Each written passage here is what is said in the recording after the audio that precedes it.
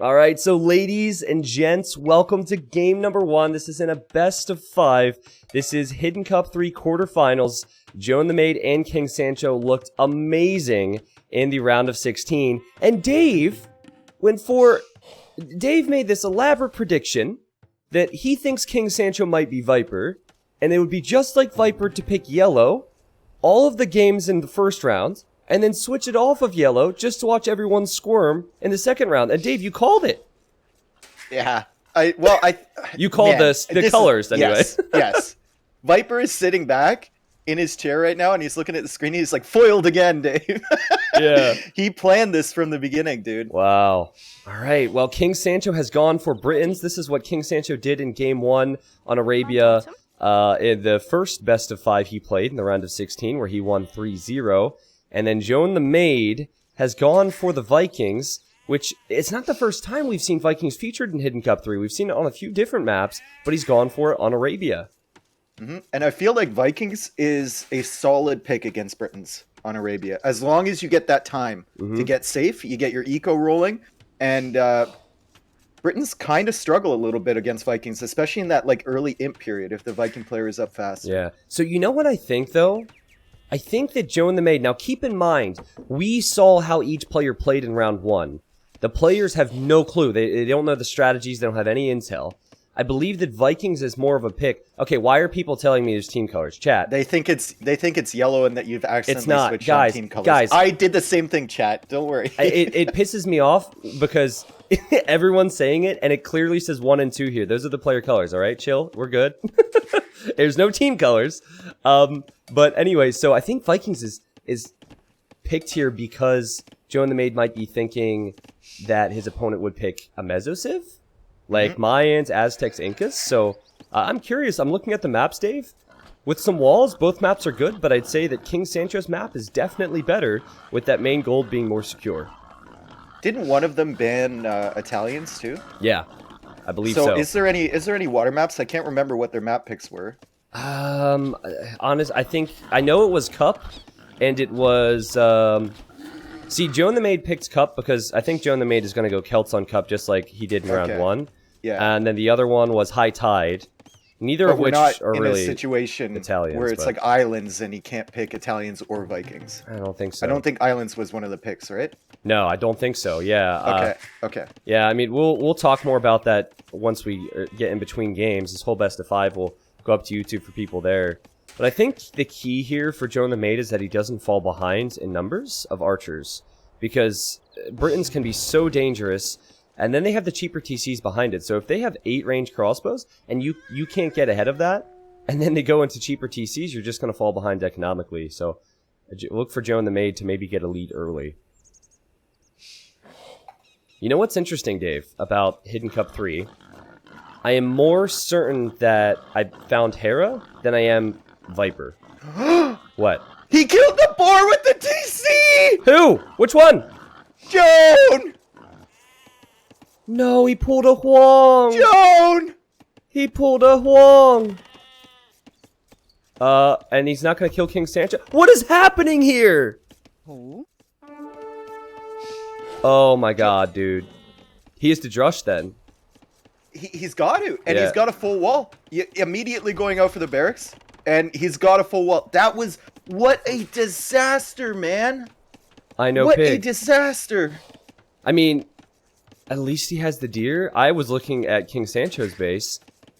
Game 1 in a quarterfinal, and you shoot the boar with your town center. That's the risk of trying to do that trick where you weaken the boar with your town center, finish it off with a vill. And Dave, I have to ask, because some players do it pretty frequently, is it even necessary to do? You're going to have a little bit less HP, but my god. It's not necessary to do. It's nice if you can do it consistently. Yeah. And a lot of players, like, I've never seen Yo kill the boar with the TC. I know we asked him in Hamburg, and he said, yeah, it's happened a couple times, but man, who would even go for that in a tournament game? Well, some people, we've seen it Or were they trying times. to impersonate one of the Chinese players? That's another question. Oh, that could be it. Like, they don't want us to know.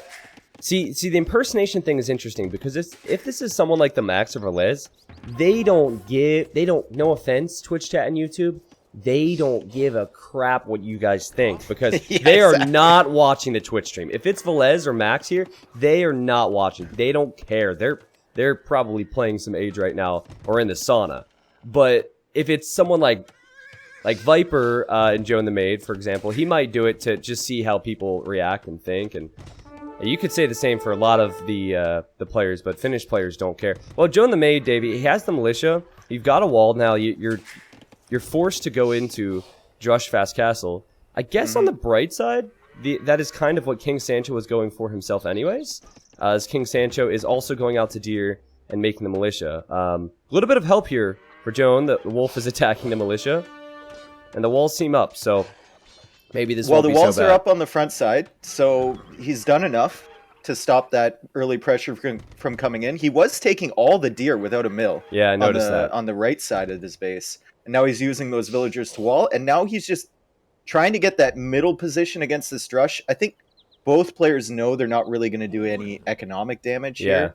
It's just about delaying the other guy, right? Yeah, I wonder if they're going to part ways here. Like Joe and the Maid says, all right, well, I'm going to be safe. I'm going to your base. And then King Sancho says, I'm going to be safe, so I'm not going to go home and defend. King Sancho doesn't seem too interested in moving the Drush. That's really weird, actually. And he's actually not fully walled, so maybe Joan can get fortunate and break through there. That's a big spot to wall on the right-hand side there. Yeah. I think Sancho's going to get it close enough to the TC where Joan won't want to go through. Yeah, that's true. Yeah, it looks like the wall is not going full diagonal to the other wall. It's down towards the town center. All right, so now it's all about macro. You're down 300 plus food because of the boar failure. Now, what's really interesting is King Sancho almost lost his scout to Joan the Maid's town center fire and might have scouted the fact that the boar was shot by the TC. Like, normally, King Sancho would have no clue, but at the time he arrived underneath the town center, he might have actually noticed it. No, it just kind of, it looks like an expired boar, though. Yeah. Maybe, I can't see him checking the amount of food left on the boar he was gathering to see, like, oh, there's 2 bodies there, and, yeah, you know, there's only 30 left on one of them. Yeah, I think you're right I don't there. think he would suspect that. I wonder if the fast castle time is possible. Overlay's having an issue here, guys. King Sancho was on the way to feudal age, but I wonder if it's possible for Joan to balance this out because his food count right now is not looking too hot. Only 500 food, all because of the boar. I think he'll be fine for an FC. Yeah. He's got Vikings too, right? So tiny little extra boost when Yeah. you get to feudal age. All right. Well, that palisade wall is on fire. It's being repaired. I think King Sancho is going to repair that until an archer goes over there. Yeah, archer's on the way. And man, this is just such a clean and easy fast castle time for King Sancho. This is as simple as it gets. And he is faster to the archers with Britons when the Briton archer ranges work faster. So this is the danger I mentioned. Yes, Vikings have really strong mid-game economy with free wheelbarrow and free handcart, but Britons have the archers. You know, Joan the Maid's going to struggle too to find safe places to boom Joan against can't that click range. up right now. Joan still hasn't clicked up. Oh, yikes, dude. Well, he's got one more villager in the TC. I think he'll probably have enough food, maybe idle a little bit. Yeah. But what I was saying is, like, even if he wants to go for the boom in Castle Age, look at his wood lines. True. You can range that. Yeah. Every single wood line can be ranged by Briton crossbows. And I think he's going to have to go into something a little bit more aggressive. I wonder... Okay, so the honest truth is, he's going to be on the back foot for all of the Castle Age. Like, if Joan's going to win this, Joan needs to survive on the back foot for all of Castle Age. I wonder if you go into Elite Skirm here instead of going Archers. Like, I think that's the play. Yeah. It's going to be tough because the Archers are going to be crossbows soon. They're going to have 8 range for King Sancho. But you can't fight. You can't fight straight up. Exactly. Crossbows against crossbows versus Yeah. Britons, right? So you got to go for something. He's adding that second range now at a different location. And he's adding skirms now. So, Yeah. skirms is the play. My worry is King Sancho. This is as clean as you get. 16-minute castle time. Already crossbows on the way. And, oh, yeah, I think Joan, if Joan has any chance, Joan needs to tower. And now you're talking King Sancho can add a second town center behind this because he hasn't had the tower. He has the stone for it. Look, Wow. pulling away the weak crossbow. Doesn't even want one hit from that drush. Wow, well played. Yeah, King Sancho. Your pick. Now, remember, we don't know the heroes, guys. We're just picking heroes for the fun of it. We don't know who the players are. He's looking good, man. I mean, game one, this is not really a free win, but at a high level, it's very close to it. But that tower, just in time from Joan the Maid, he brought the drush back to delay them like 10 seconds from getting in. And now King Sancho has to run away. Yep. Joan is going to be up into the Castle Age. It's just a question of what does he do here? Is it immediate elite skirm? It's got to be, right? Yeah, I think immediate elite skirm. I really wonder how King Sancho's going to play this. This will tell us a lot about this player and how he might play the rest of the series. Because if you see the tower, you should know exactly what I said a moment ago. All right, he built a tower. He's behind. I can then add a second town center and be ahead in economy eventually. But some players, they might be too aggressive here and then lose crossbows to elite skirm. So I'm really curious how King Sancho plays this with his army. I think if King Sancho were Viper, he's going to like create enough army to control that middle area and then boom behind it.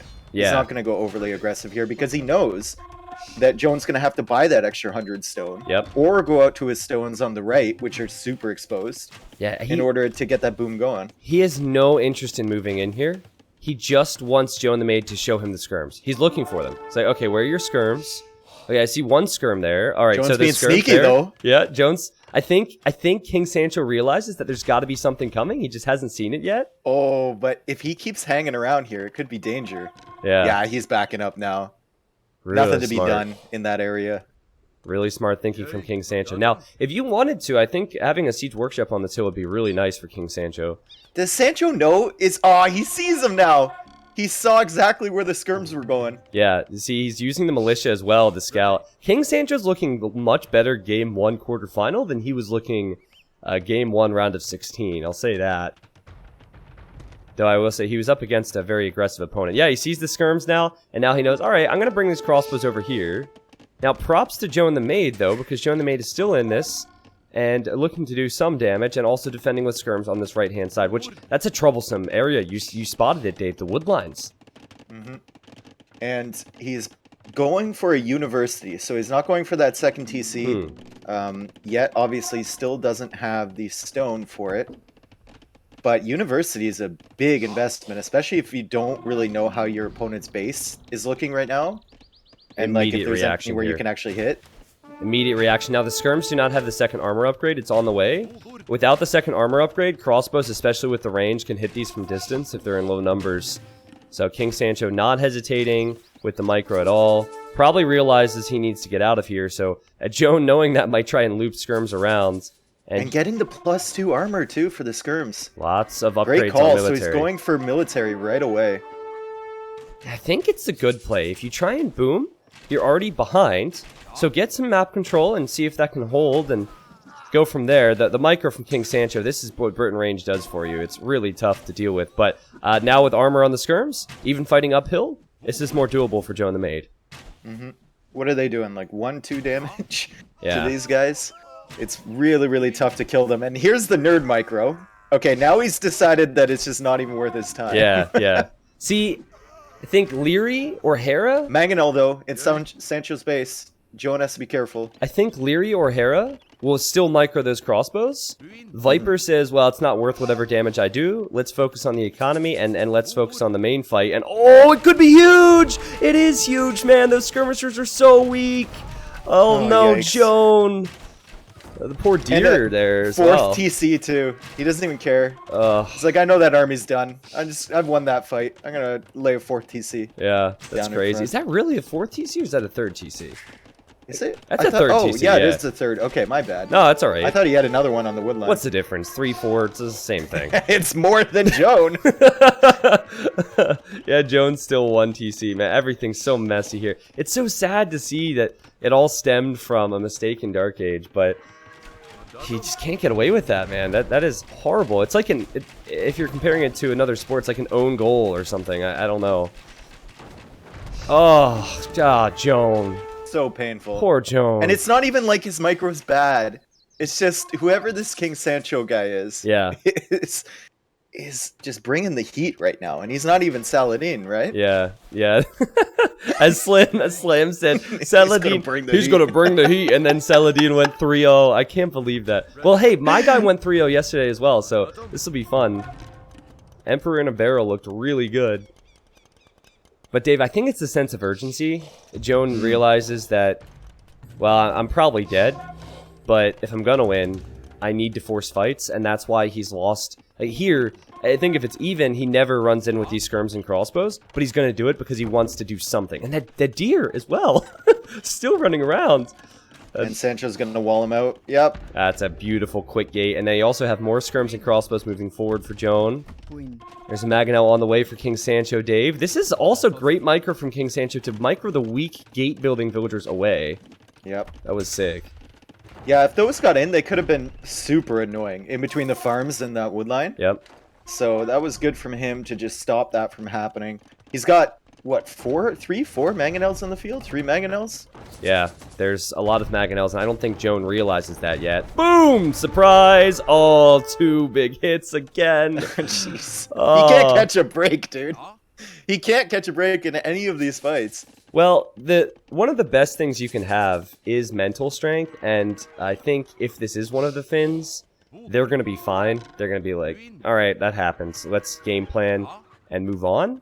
There are a few players out there who might struggle after this. Like, I would tilt a little bit. You shoot your own boar. It's one of the biggest events you'll ever play in, and you do that, and then if you feel like you're up against the Viper too, it's even more frustrating. Like, wow, I didn't even give myself a chance. You know what, though? Credit to Joan. I don't think... Has he lost to Villager this game? Don't think so. 52. Yeah, his economy is basically not untouched because King Sancho pressured him a little bit, but if he's not that far behind. He's going 1 TC Imp. Yeah, he's going to go 1 TC Imp. So he cannot lose numbers. Oh, beautiful micro there from Joan. Nice micro. Oh, that was just sick from both of them. It's a lot of crossbows. It's not going to be easy to take engagements versus these crossbows. King Sancho will know based on the score he has a big Vill lead, and based on how the game is played out. So, is Joan... Oh, that Mangonel shot, though. He almost got 2 with that. Yeah, it was close.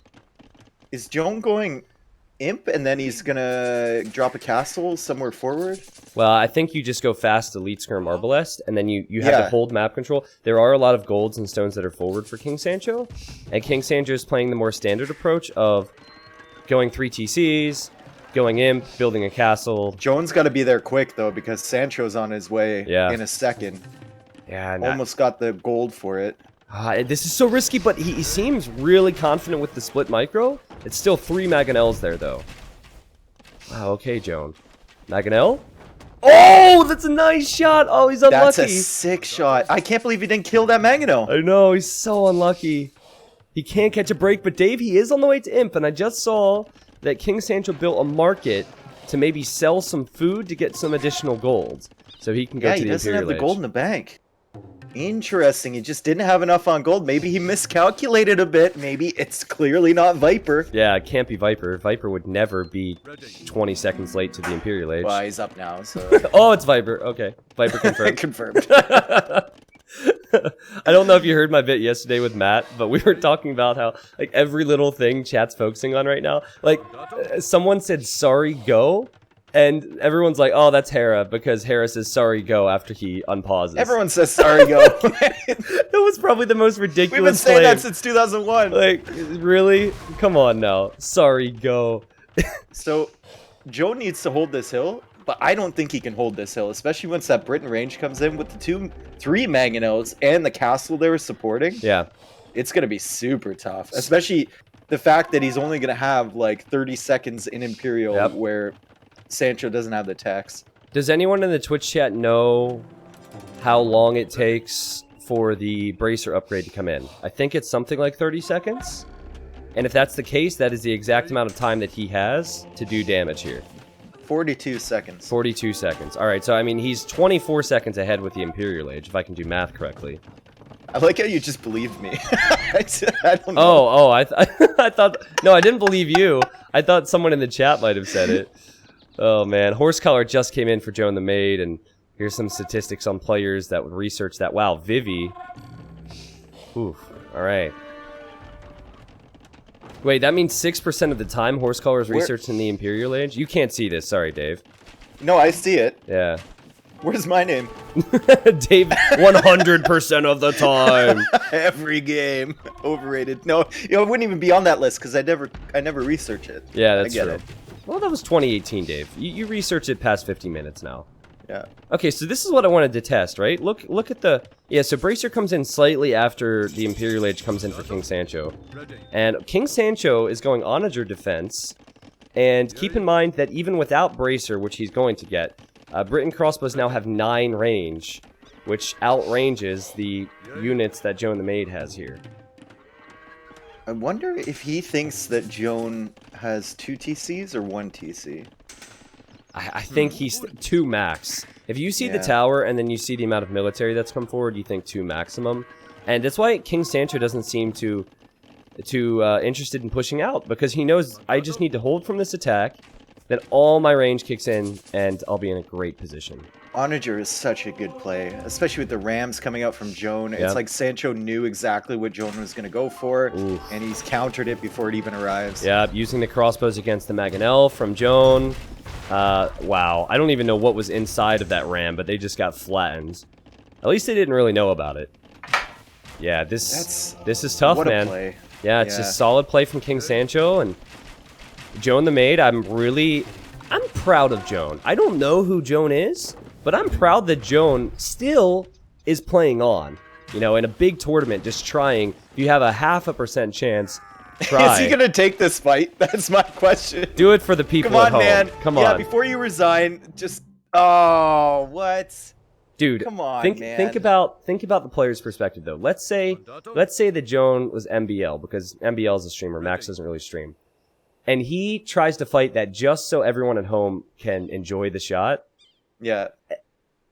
Guess what people would be asking him after the tournament? Oh, how did it feel when you lost 40 crossbows? Like, I would... It's a valid point. Yeah, like, It's a valid point. I don't think... I know the people at home want to see it, but I don't think it's good for Joan the Maid's reputation to take the fight there. So, well, okay, game 1 happened. Now, I am so excited to see what the home map is for Joan the Maid, because Joan the Maid had a ridiculously good strategy planned, and King Sancho would have never been able to see it, and that is for Cup.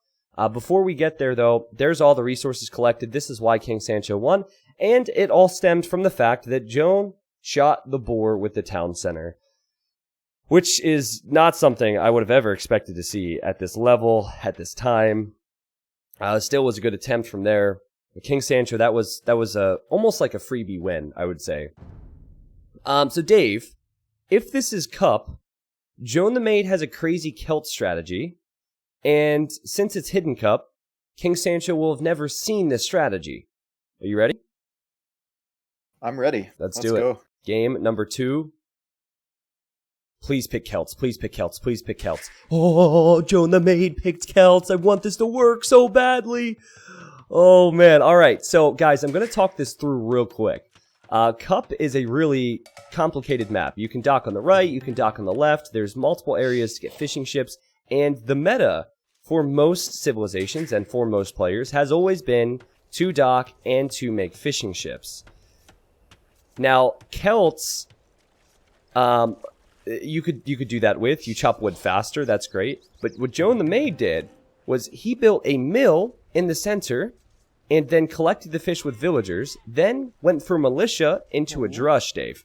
Really fascinating. Yeah, I saw that game, and I think one of the points you brought up, which is a really good point, is that all of these games were, like, the rounds were played before this, so it's not live, so players can't see other players going for this strategy and counter it. In the next round. So we'll see what the reaction is from King Sancho. Obviously, Vikings a very good civ for this map, especially if you get to Castle Age, get those longboats out. Yeah. And the Celt player looking to do damage in Dark Age, just like you said. You know what's interesting, though? Vikings is another civilization where you normally don't go crazy for the water with docks until Castle Age.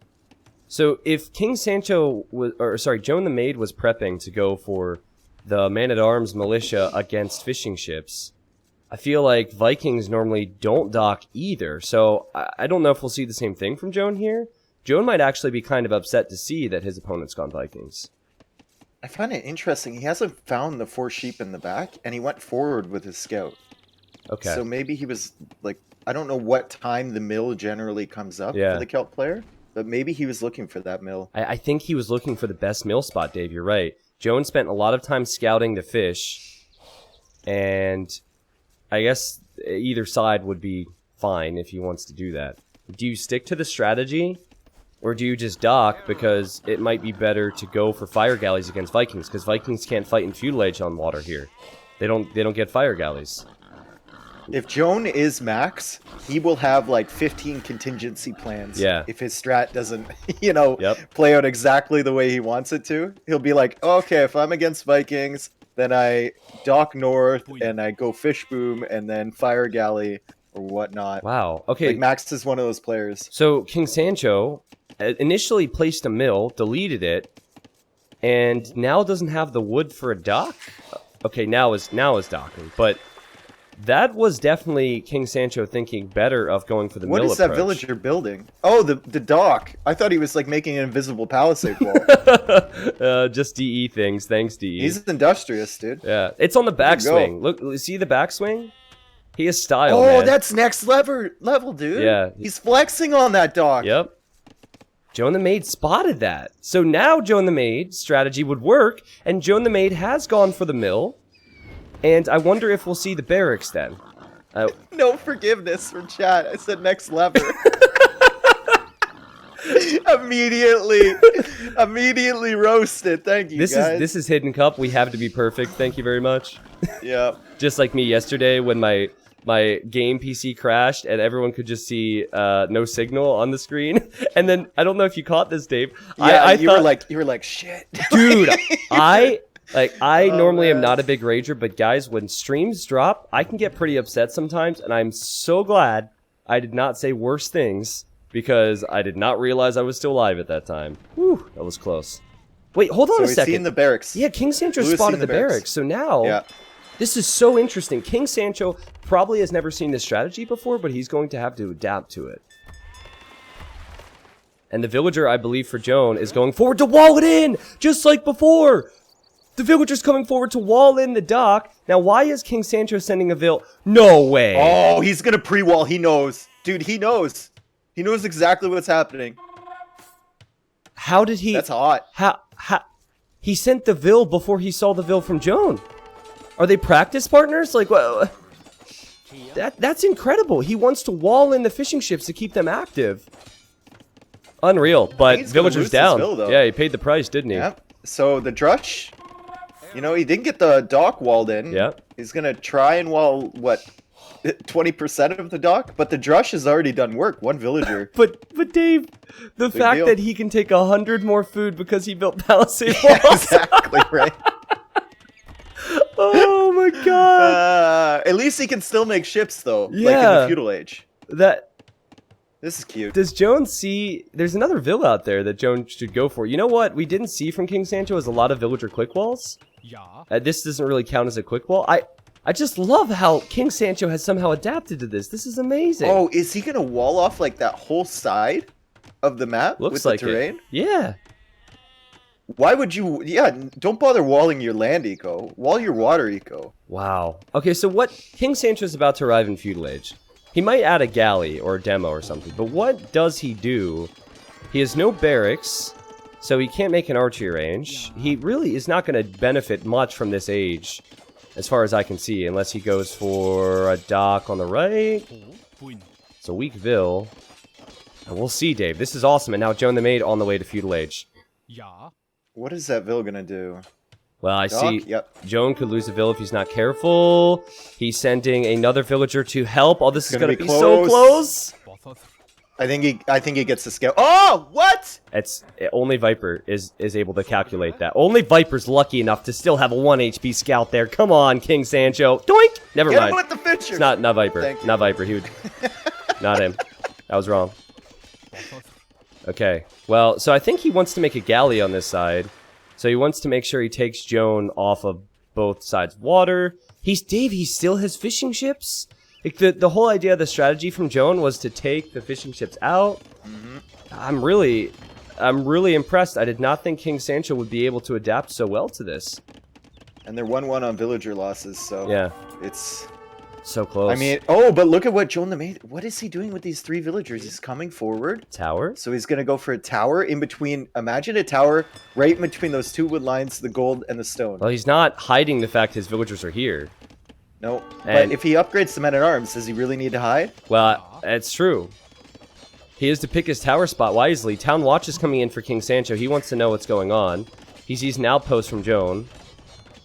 And now there's a tower from King Sancho. So that... I actually don't like that tower, but he doesn't build that tower. He was thinking about it.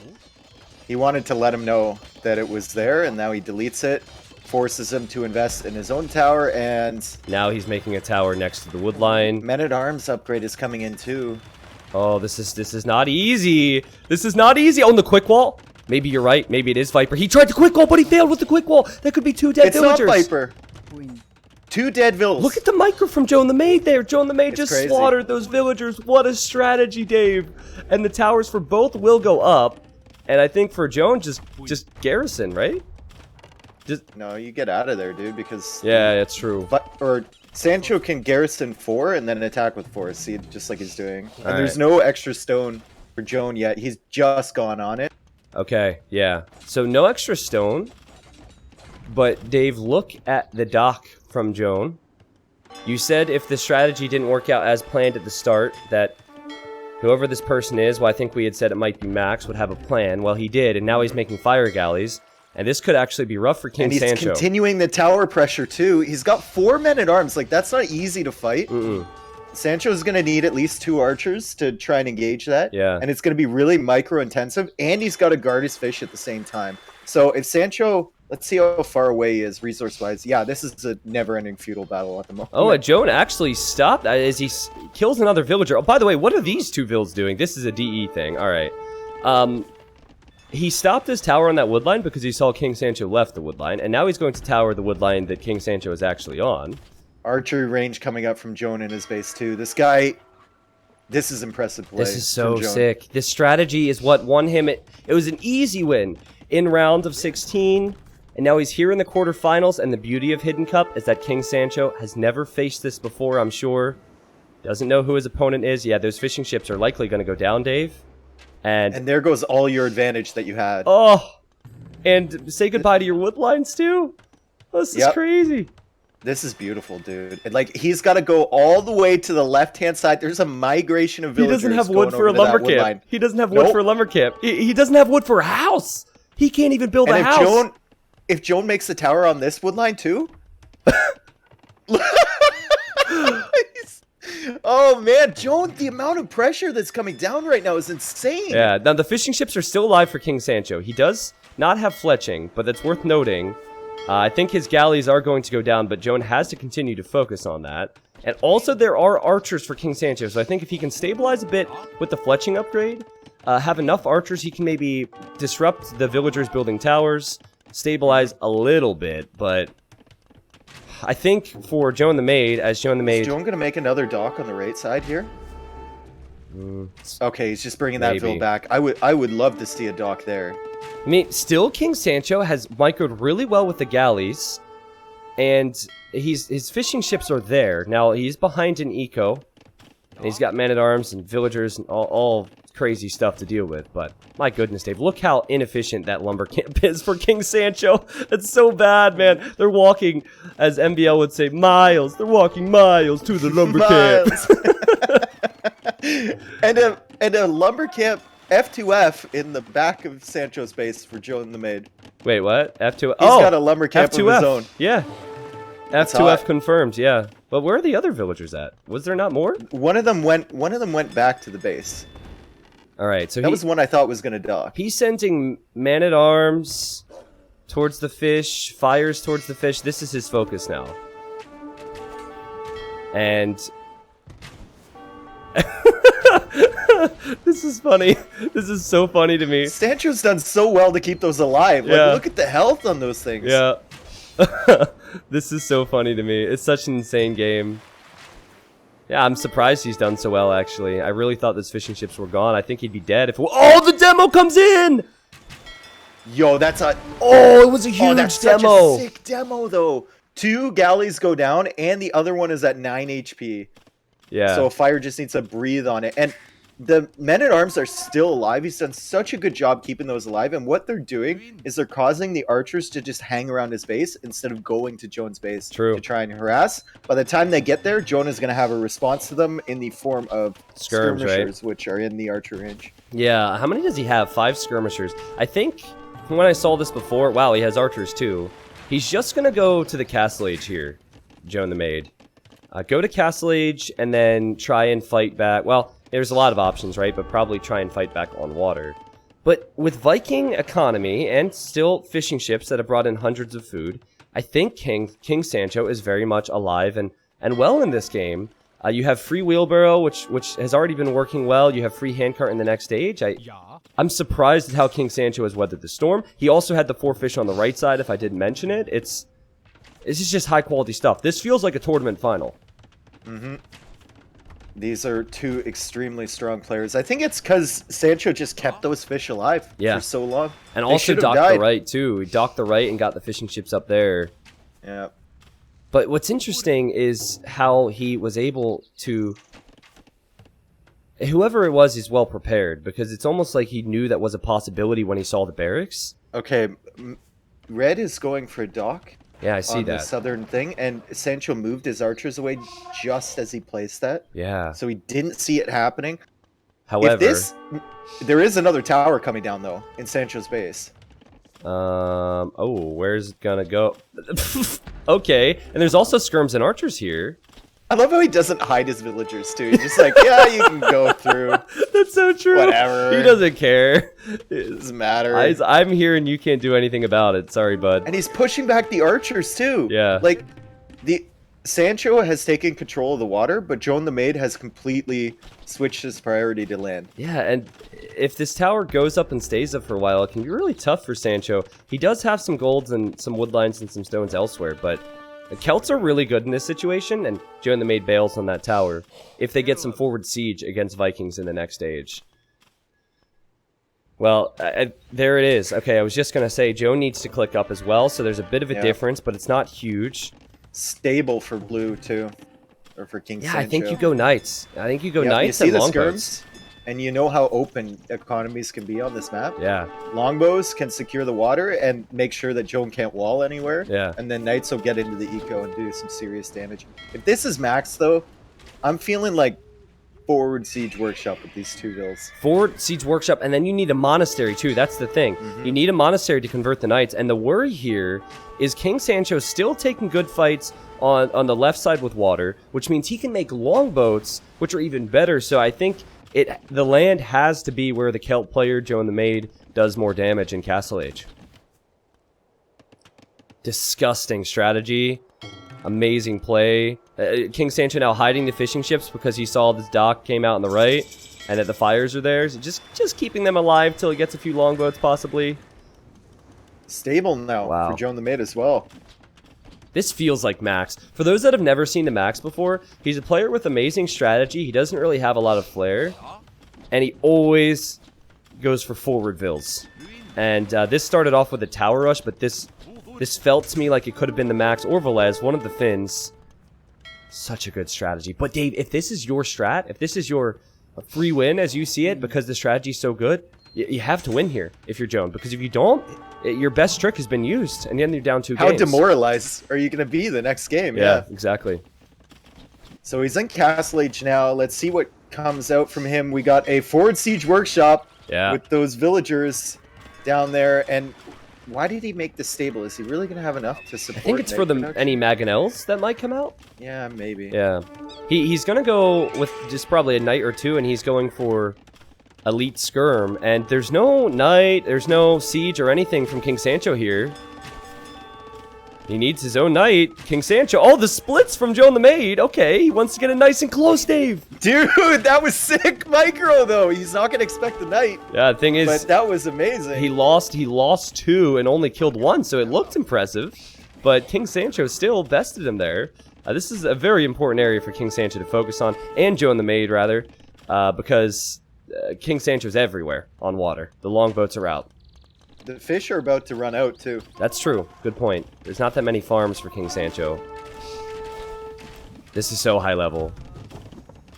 Good engagement there from Joan the Maid. Yep. Yeah, your own knight is definitely a weird decision for me. I would have liked the monastery. But I guess... And now you're going to show it to him early, too? It's just... It seems weird. Well, this is what we said about Max in Hidden Cup 2. He had all these random forward buildings. We're like, what? But, you know, maybe the knight is just for pressure. King Sancho dropping a siege workshop now. And look at what Joan the Maid is doing in the back here. That's the Celt privilege right there. He dropped 2 TCs the back of his base, so the economy is getting up and rolling. Wow. Meanwhile, Sancho's food economy is still primarily fish. Not to mention... Like I said before, that's going to run out. Yeah, it's better long-term planning, isn't it? The land economy is not good for King Sancho, and King Sancho loses a villager on the gold to the knight. And I think that that's probably what it comes down to. Will King Sancho prepare for what he needs economically once the fishing ships are out of the picture? Look at the knight being saved as well, Dave. That'll be pulled back and healed up by this monk. Oh, this is... Oh, he almost killed it! He almost shot it. Yo, he almost smoked his own knight. Whoa. Dude, can't heal him with the monk if they're dead. Yeah, also has some fire ships in the north right now. I love how King Sancho built a town center on the gold. That's interesting to me. The longboats are mainly on the right side for King Sancho, and he could range a lot of the farming eco for Joan, so that will hurt. Is he gonna drop a TC forward? That's my question. Who's that? Does he drop Joan? a TC with these two villagers? Right now, he's 21 farmers. Doesn't have bowsaw. I don't think he'd do it.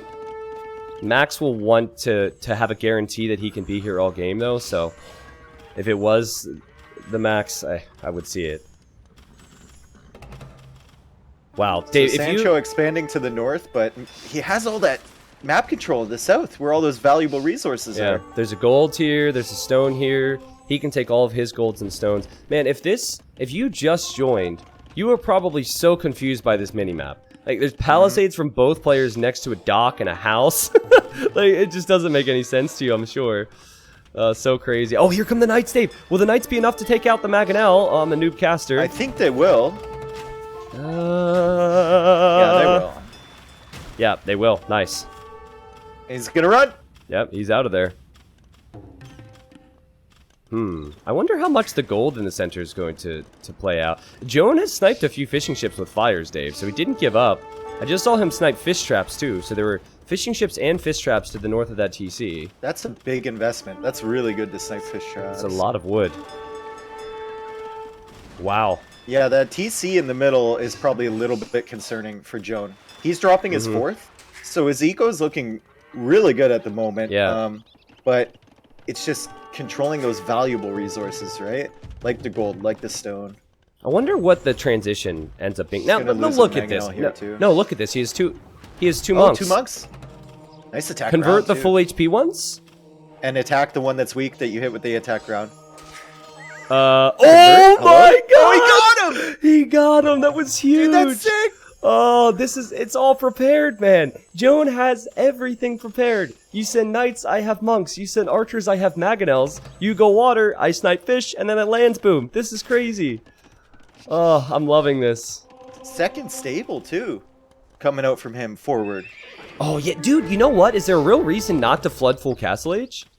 That's a good point, because what do you get immediate imp? You don't have the archers out on the field. Exactly. You can't just tech up right away. Yeah.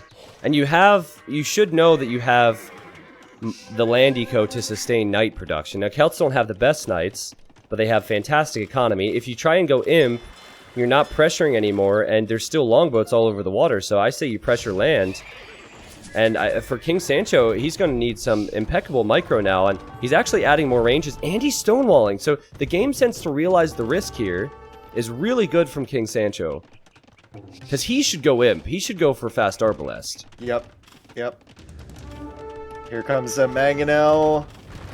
Oh, wow. Celt siege. Oh, wow. Very scary. Yeah, it's going to be 2 for 2 here. And still King Sancho holds. Now, King Sancho, if he checks the upgrades on the knights, which I'm sure he did, he can see it's +2, which tells him a bit of an all-in is going to be coming. Some villagers have gone down here. I think I avoid the siege workshop and attack the blacksmith and the stone wall if I'm Joan, because the worst thing about Mangonel pressuring someone's siege workshop is they can pop out at any time and snipe yours. So stay far away from that.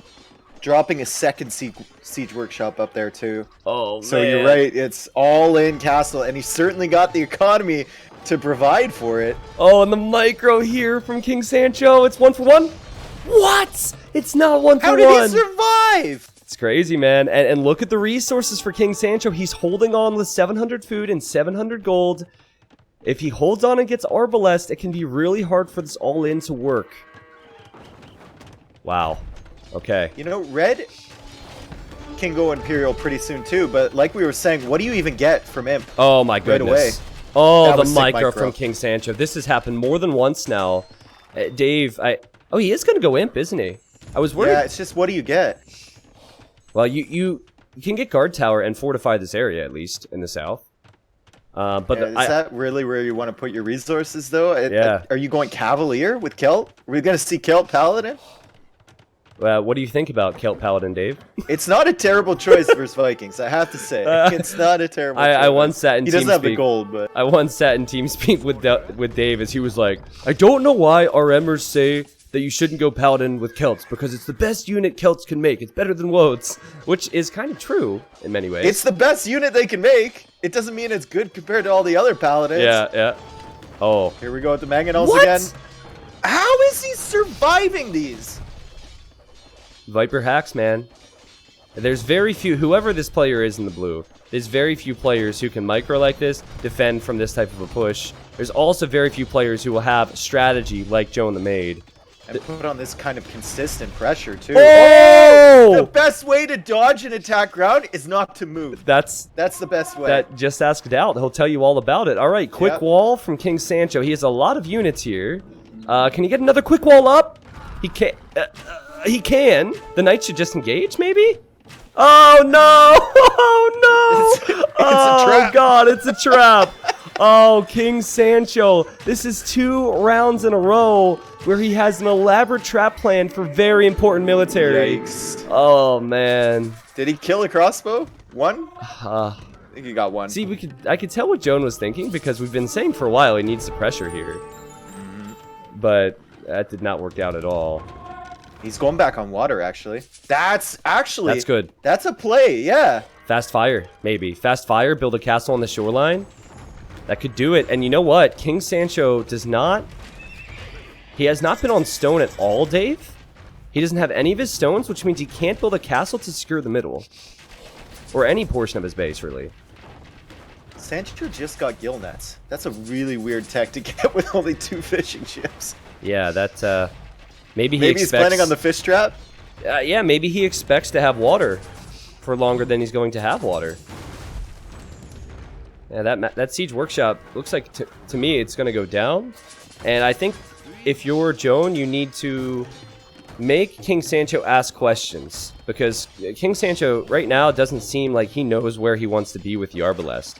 And so he sent the knights forward, now he's sending them back. He sent the Arbs kind of forward, now he's sending them back. This is good from Joan, because then he can prepare that main attack next to the docks, and next to the castle. Galleon research coming in. Wow. So he's gonna go galleons against longboats. Kelt galleons don't get bracer, Yep. but you do have faster wood chopping, so it's easier to produce. And there's a TC, Dave. Is this the Max vs Viper? Is this the repeat of Hidden Cup 2 you finals? know what? There's a TC there, and there's another TC going up in the north. So he's gonna have a 6 TC boom What? behind this. Oh, man. This is incredible. I think this is the best game of Hidden Cup 3 so far. This is unreal. This is the best game I've seen in a long time. Yeah, I fully expected Joan to destroy King Sancho, regardless of who King Sancho was, because I didn't think King Sancho would be able to deal with the strat after I saw it, the first day. I hear villagers dying. Oh, wow, the knights are slaughtering King Sancho's villagers on that gold. King Sancho, he has too many different areas to focus on right now. Look at the vills going down. Yeah, that hurts. But he's got about 70 villagers in the middle on gold, so it doesn't really It's matter. true. Although there's no mining camp close there. That's a bit sloppy. But like you said, so many different areas to focus on. He is bringing the Arbalests in right now. Only 3 elite skirmishers in that archery range for Joan Oh, my goodness. to defend. And Dave, down here in the south right now, Joan the Maid holds with monks and with skirms next to the towers. Sick. That is really important. But it's so important that King Sancho's doing this too. Right. Like, how do you deal with this many Arbalest? It's going to be so tough. Oh, he's going for more towers. You did get guard tower. You said you could get guard tower as soon as you get to Imperial. Yeah. But I think Celts get keep as well. Here are oh, the Galleons. Mangonel's about to pop out. Mangonel is about to pop out. And King Sancho almost expects it the way he's moving his army, and oh, nice shot. That's about as good as it normally gets. And the Galleons are out too.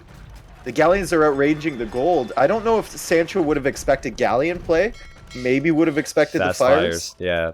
But it's longboats against Galleons. Longboats should be better there, and they're going to be elite longboat as well. I don't know about the Galleon play. Now, will a Mangonel land a shot on the Arbs? Because the fact that Joan has had to leave 20 farms is really hurting him right now.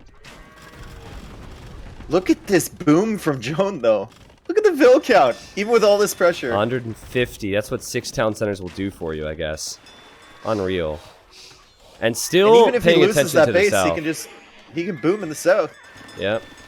Boom in the north, and he's taking out the longboats. You know what's funny? All of that gold is exposed. If you guard tower the center there, that would be such a play from Joan. Make if he keeps. finds the time. Make keeps and get heated shot. How sick would that be? Oh, the Mangonels, Dave! King Sancho doesn't know where to look right now. Say goodbye to your Arbalest. Oh, what a game, man. What a game. We hardly knew them. Well, having the houses there is really helpful because the Galleons will patrol into the houses sometimes.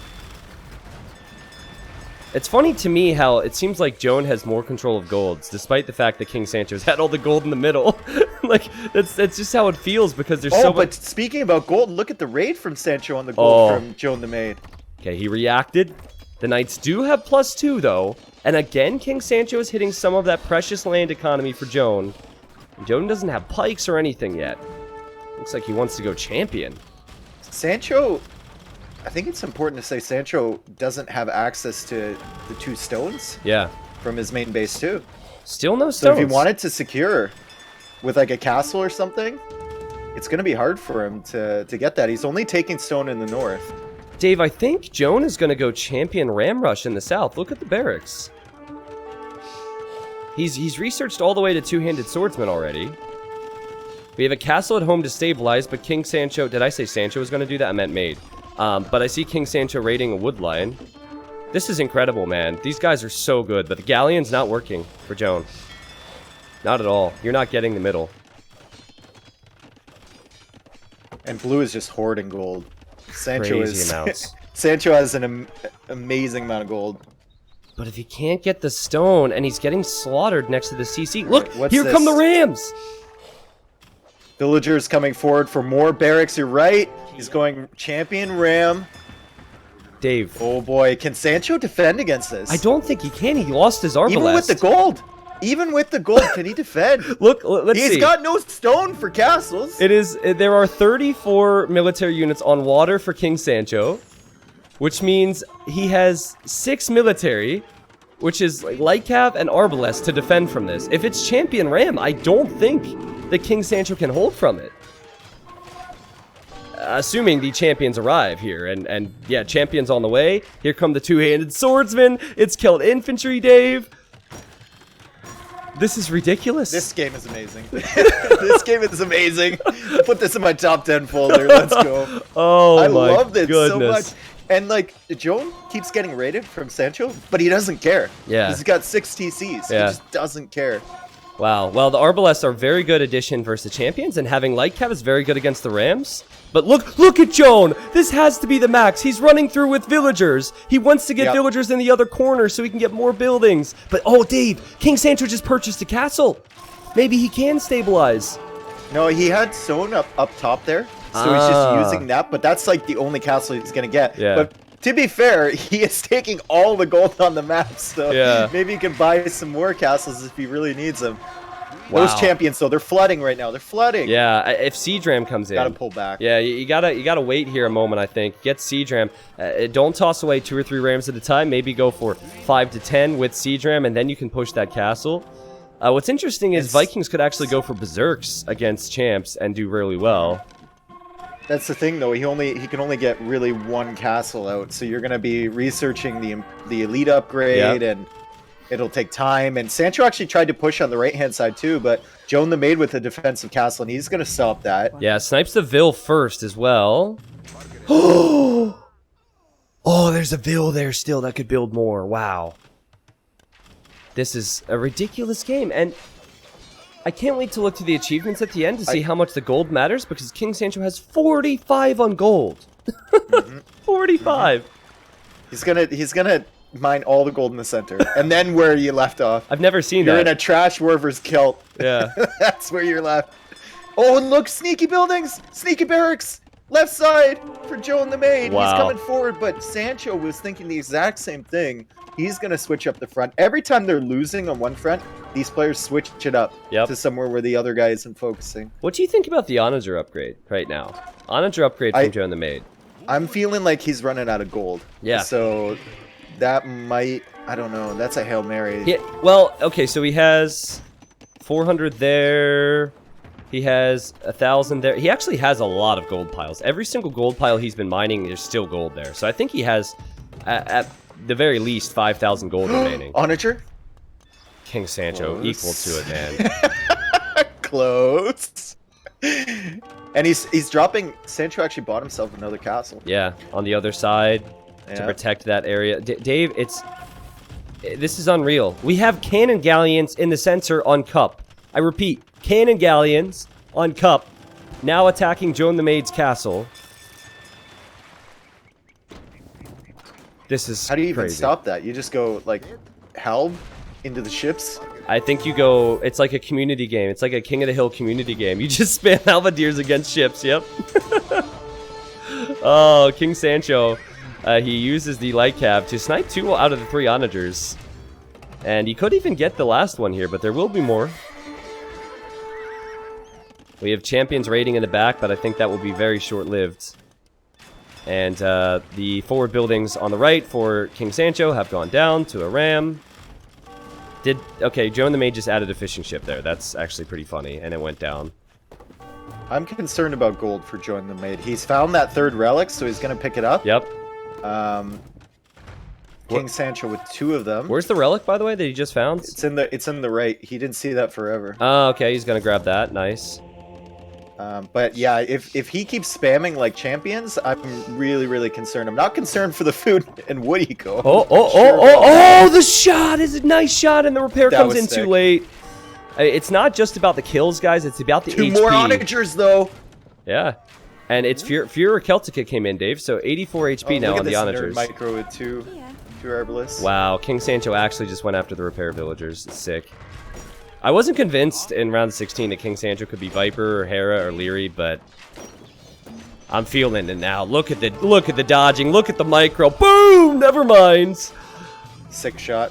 Oh, what a game. Sick shot, and Rams are out in the north, but Sancho is equal to the task. He's waiting. Yeah. He's making more production buildings with that villager that got away on the right-hand side. He's hitting the castle with cannon galleons. No castles now up. Yep. Joan the Maid once that goes down. Yeah, and the barracks are going down as well. It's like they both have a lot of population. It's just where do you have the population? And it feels, like you said, Dave, that Joan the Maid will eventually run out of res. He's just been wasteful with the champions. It's much more difficult to control champion onager than it is to control light cav arb. And we've seen that here in the south. All the gold on the map is about to be mined out. All of the gold. That's so there's gold. There's 4 tiles in the center for King Sancho. That's He's farming on the water. Dave, there's actually more gold still mineable for Joan the Maid, if you look around. And he's got 3 relics. So maybe if he stems the tide here, let's say if he goes halberdier against he can toss halberdiers away all day. We're laughing about farming on water, but farming on water with the rice farms or whatever is actually the safest place for him. Yeah. Because the back corner still could be pressured. Oh, this is unreal. I'm just waiting for a big shot. Get the Craigasms ready, Twitch chat. Never heard of that Viking rice? Viking rice. Yeah, man, that's how they got so strong. Yeah. See, the light cav are not so good for the Vikings. Oh, the Rams are in on the trebuchet. Oh, and the onagers shots are getting close. Big shots! There's still onagers around. How important was the Fury Celtica upgrade? If you didn't Look get at that the way he upgrade, moved those away. He didn't lose a single onager there. So the sick. light cab were chasing, and he was running. He was like running Dave, around the rosy. the around monastery. The champions. No more The gold. relics are out now, and the onagers are connecting again. Is that the Joan GG could do move? it. Is Joan gonna Joan's finish this doing off? it. Joan is all over the place. This is crazy. King Sancho, you had great micro, but you looked away for a second and you got slaughtered. Unreal, man. Oh, this is so sick.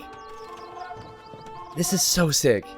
Raids though, lots of arbalists in the north. Yep. From King Sancho, but like we said before, and guard tower coming down. That's such a good response. Yeah. Like we said before, he's got eco everywhere. Yeah, it's like true. he can afford to lose half of his eco. Yep.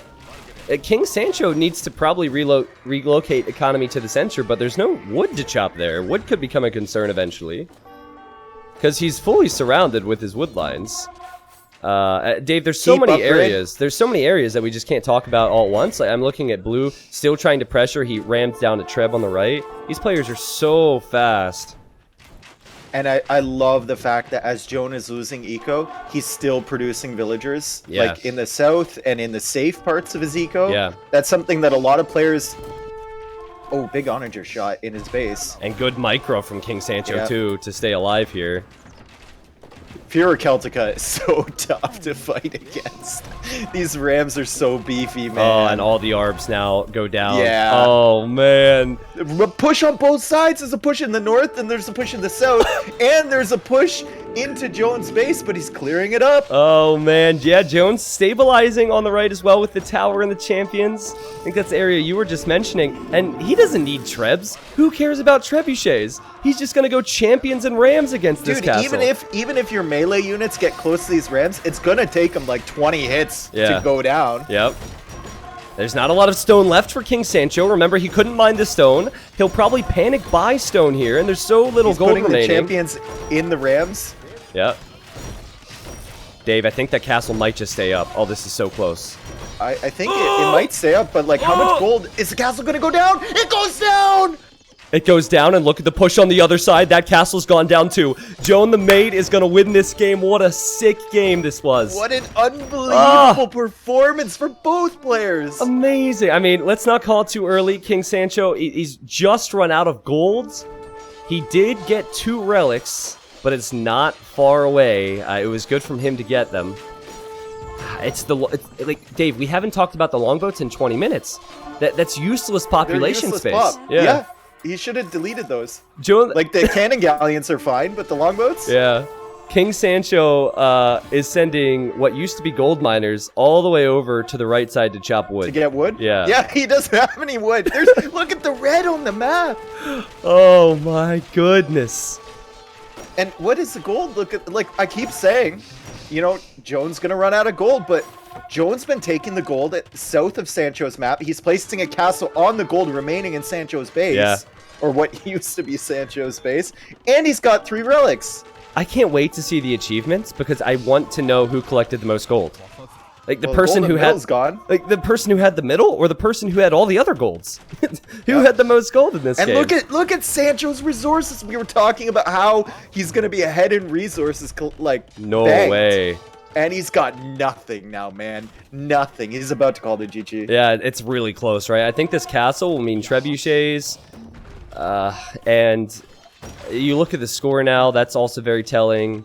King Sancho has fought hard, and this will be a long best of 5. Easily some of the best Age of Empires 2 ever, right here. The way that this was played, 2 different strategies, 2 unknown players, and obvious preparation. Crazy. And as soon as that monastery goes down too, that he's pressuring, he's Yep. gonna have no gold income whatsoever. Yep. Yeah, Viking champions they're good, but... Oh, is the keep gonna go down in the north? Oh, down keep! Wait, what? Down keep! North of Sancho's base. What's it at there? I can't really see. 97. 97.1%. The memes coming out as well now. Look at that ram go. Look at that ram go. Relics pop out. He's got the Arbalest, but I don't know what the play is for Sancho here, because he knows that Joan the Maid is now taking his gold in the middle. I think it's And a there's no population gold thing. left. I think he sees 170 pop, so he thinks I'm still in it, but that's normal for players to do. That comes down to the fact that he has useless pop on the map right now. Eliminate 25 longboats, and his population's looking a whole lot worse. It's going to be difficult for Joan to push as well, because he can't really take out the center. And also King Sancho is being really resilient, but I think it looks like it's going to be slow and steady push to victory here for Joan. I think he's being careful not to overextend himself at the moment, because he could easily do so with onagers. And when does he notice the base on the right, too? Yeah. It's still, like, 25 longboats, but that's 50 military otherwise for King Sancho. Oh, never mind. Never mind. That hurt. It was. God, these onagers are so tanky. Yeah. Very rare you see Onager, Seadram, Champion from Celts, and Galleon in the same game. Galleon, Knight, Lightcap. Like, what haven't we seen from We haven't seen Wodes, the unit that they usually go for. Yeah. Good point. Look at the Repairville come forward for Joan as well. Expecting to need to repair the Onager. Doesn't work out there, but there's 2 more, and boom, another big shot. And these gold units are something Sancho cannot replace. Yep. Yeah, you just can't. I would love to see a monk come forward and get the relics, because that would be 5 relics to 0. That's really important. It's got to be so frustrating for Sancho, too, because you're holding against these pushes, and you're raiding at the same time, but every time you're raiding, there's either a keep, or there's 50 more villagers that you didn't see before. That's true. What a performance from both players. Number one, from Joan. I thought he was done. And how we've never seen a situation where one player takes all of the gold on the middle and still loses in this map. And credit to Sancho, too, because the amount of pressure and the amount of places that Joan was putting that pressure down, and him being able to defend against that is just unbelievable. That was one of the best games that you will ever see, guys. That was crazy. And this is a quarterfinal. One player will not make it into the semifinal tomorrow. All right, let's look at the achievements. I'm curious. Now, do you have any guesses as to who collected the most gold here?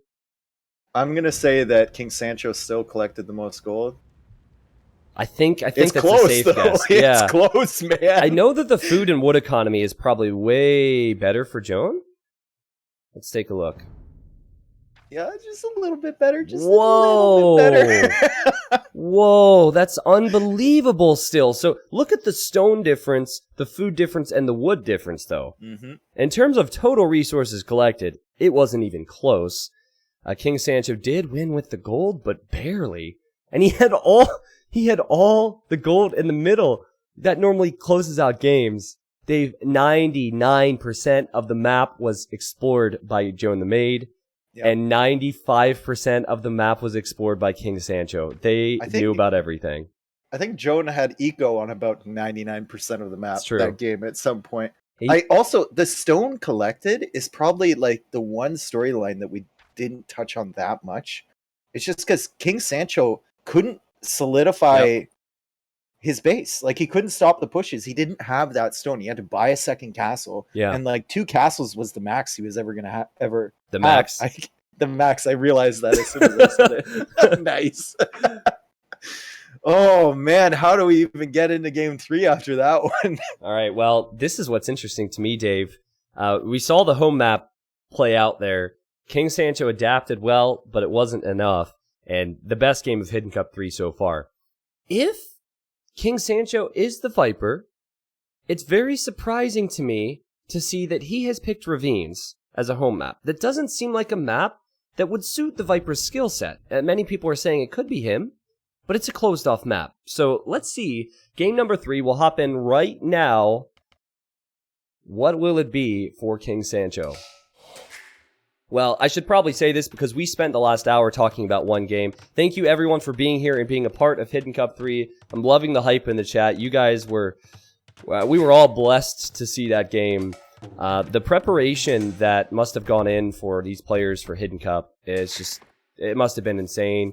We're seeing different strategies. So far, we've yet to see a mirror matchup in this set. And I just have to say thank you for being a part of everything. The 2.5 days, or it's not quite 2.5 days yet, but however long it's been great. Dave, you mentioned, how do you top it? Like, how do you top game number 2? We have Mayans for King Sancho on Ravines, his home map, and Persians for Joan the Maid. Well, we saw how well Joan could boom last game. Yeah. And Persians are probably the best booming civ in the game. Mayans, however, really good at that early pressure and then transitioning through the ages. So it's very, very smooth for them from feudal to castle, castle to imperial. Yeah. So they have to do that damage to Persians before Persians get rolling. What's going on at the top of the map here? Very top corner. Yeah. What? Hello? I mean, normally everyone would gasp in the Twitch chat, and this would be really bad. But it's not so bad on this map when there's so many extra stones and golds. If you look for King Sancho, he has extra stones and golds a bit more to the right. I want my money back if I'm blue. That's true. I want a refund. Listen, if it's Viper in Hidden Cup 2, a deer bugged out from the enemy and ran underneath his town center. So I don't think you can have any complaints about unfortunate map generations. He's gonna cut that at some point. Like, there's so much, you're right, there's so much gold and stone on the map that it doesn't really matter that much. But this map is really interesting one because I feel as though most players wall, and I'm not saying you shouldn't, and it's so easy to as well because you have the outpost to see what's going on, but you need to take those extra resources, Dave. So I've seen so many players punished because they wall themselves and then they think, oh wait, my gold's out here, I can't take it. My stone's out here, I can't take it. So I think it's going to be about taking map control, and I'm really curious if we're going to see plumed archers from King Sancho, because I think a year ago on a map like this, the Mayan player would full wall, build a castle which secures the front of the base, like maybe next to the golds, and go plumes, but that has not been meta recently. I don't think you can justify, though, going eagles here either, because there's so many choke points. Yeah. You're just going to get stuck, right? Yeah. And so walls are so OP against melee units. I think... I don't... It's so weird how a Mayan player would play this out. Yeah, so, guys, I believe that the players we are seeing here are players that have not played in the qualifiers. I could be way off base, but based on the skill we've seen, we're probably looking at someone who was in the top 8 who got guaranteed a spot on each side. Now, what's also interesting about that is, when I watched the qualifiers, we saw civilizations like Franks, Huns, Mongols, what was the other ones we saw here? Chinese we saw actually yesterday in the main event. But I don't know if either player is going to have experience facing up against the other civ. Like, Persians is a good civ for this, but most opted for Khmer. And Mayans is a good civ, but others have opted for civ like Chinese or Britons. Do you see that outpost in the woodline? I noticed that. That's interesting. Yeah. Yeah, so we did change Huge this version walls a bit. for him, too. Yeah, and you Really, can wall really too big. because you have the outposts. Wow. Yeah, I think he's securing TC spots. Look at the TC location on the right. If he builds it there next to the gold, that's perfect. On the left as well, there's a 3-tile gold. Maybe he's thought through the same. He's gone through the same thought process as us. Like, okay, I'm against Mayans. If he goes eagles, that's probably good for me. If he goes plumes, that's really going to slow him down against my bill or my boom. Yeah. And really, what does he do if I full wall this area and just go for ultra mega boom? You know what's also really cool about this, and this is something that many newer people might not think about when we're talking best of 5s, best of 7s. We have seen a lot of Mayans picked on Arabia Game 1, and King Sancho chose to save Mayans for this. And then we've also seen a lot of Persians in Game 1. We've seen a lot of Persians on like more hybrid maps with water. And Joan the Maid said, nope, I'm going to use Celts on the hybrid map, which he did in the previous game, and I'm going to save Persians for this. Really conservative walls for Sancho too. Yeah. I think Sancho suspects that Persians probably won't go for scouts here. Yeah. But he needs to put down those walls anyway, just because you can't get caught with your pants down. Oh yeah, I hate this wall. Yeah, he's not walling in a gold. Why? Like, Joan the Maid is just protecting his villager with his scout and walling. I think Like I said, I think Sancho knows that there's probably not too much early pressure coming in, but you Okay. can't risk just no walls whatsoever. Yeah, so he doesn't want to wall too heavily because it hurts your economy. I see. Yeah, and he's And going he's to going to stone. stone. Yep. Huh. Well, the front of his base is the problem area. If he gets a castle up, it's a great location for him. Man. Well, Dave, it's probably going to be a lot of booming. This could be another very long game. I expect a lot of knights, and maybe plumes in mass really will have the advantage if they get there because of all the chokes and the wood lines. You mentioned that. If you're the Persian player, like, do you even need to go knights in Castle Age? Not heavily. I think it'd be... I think on a map like this...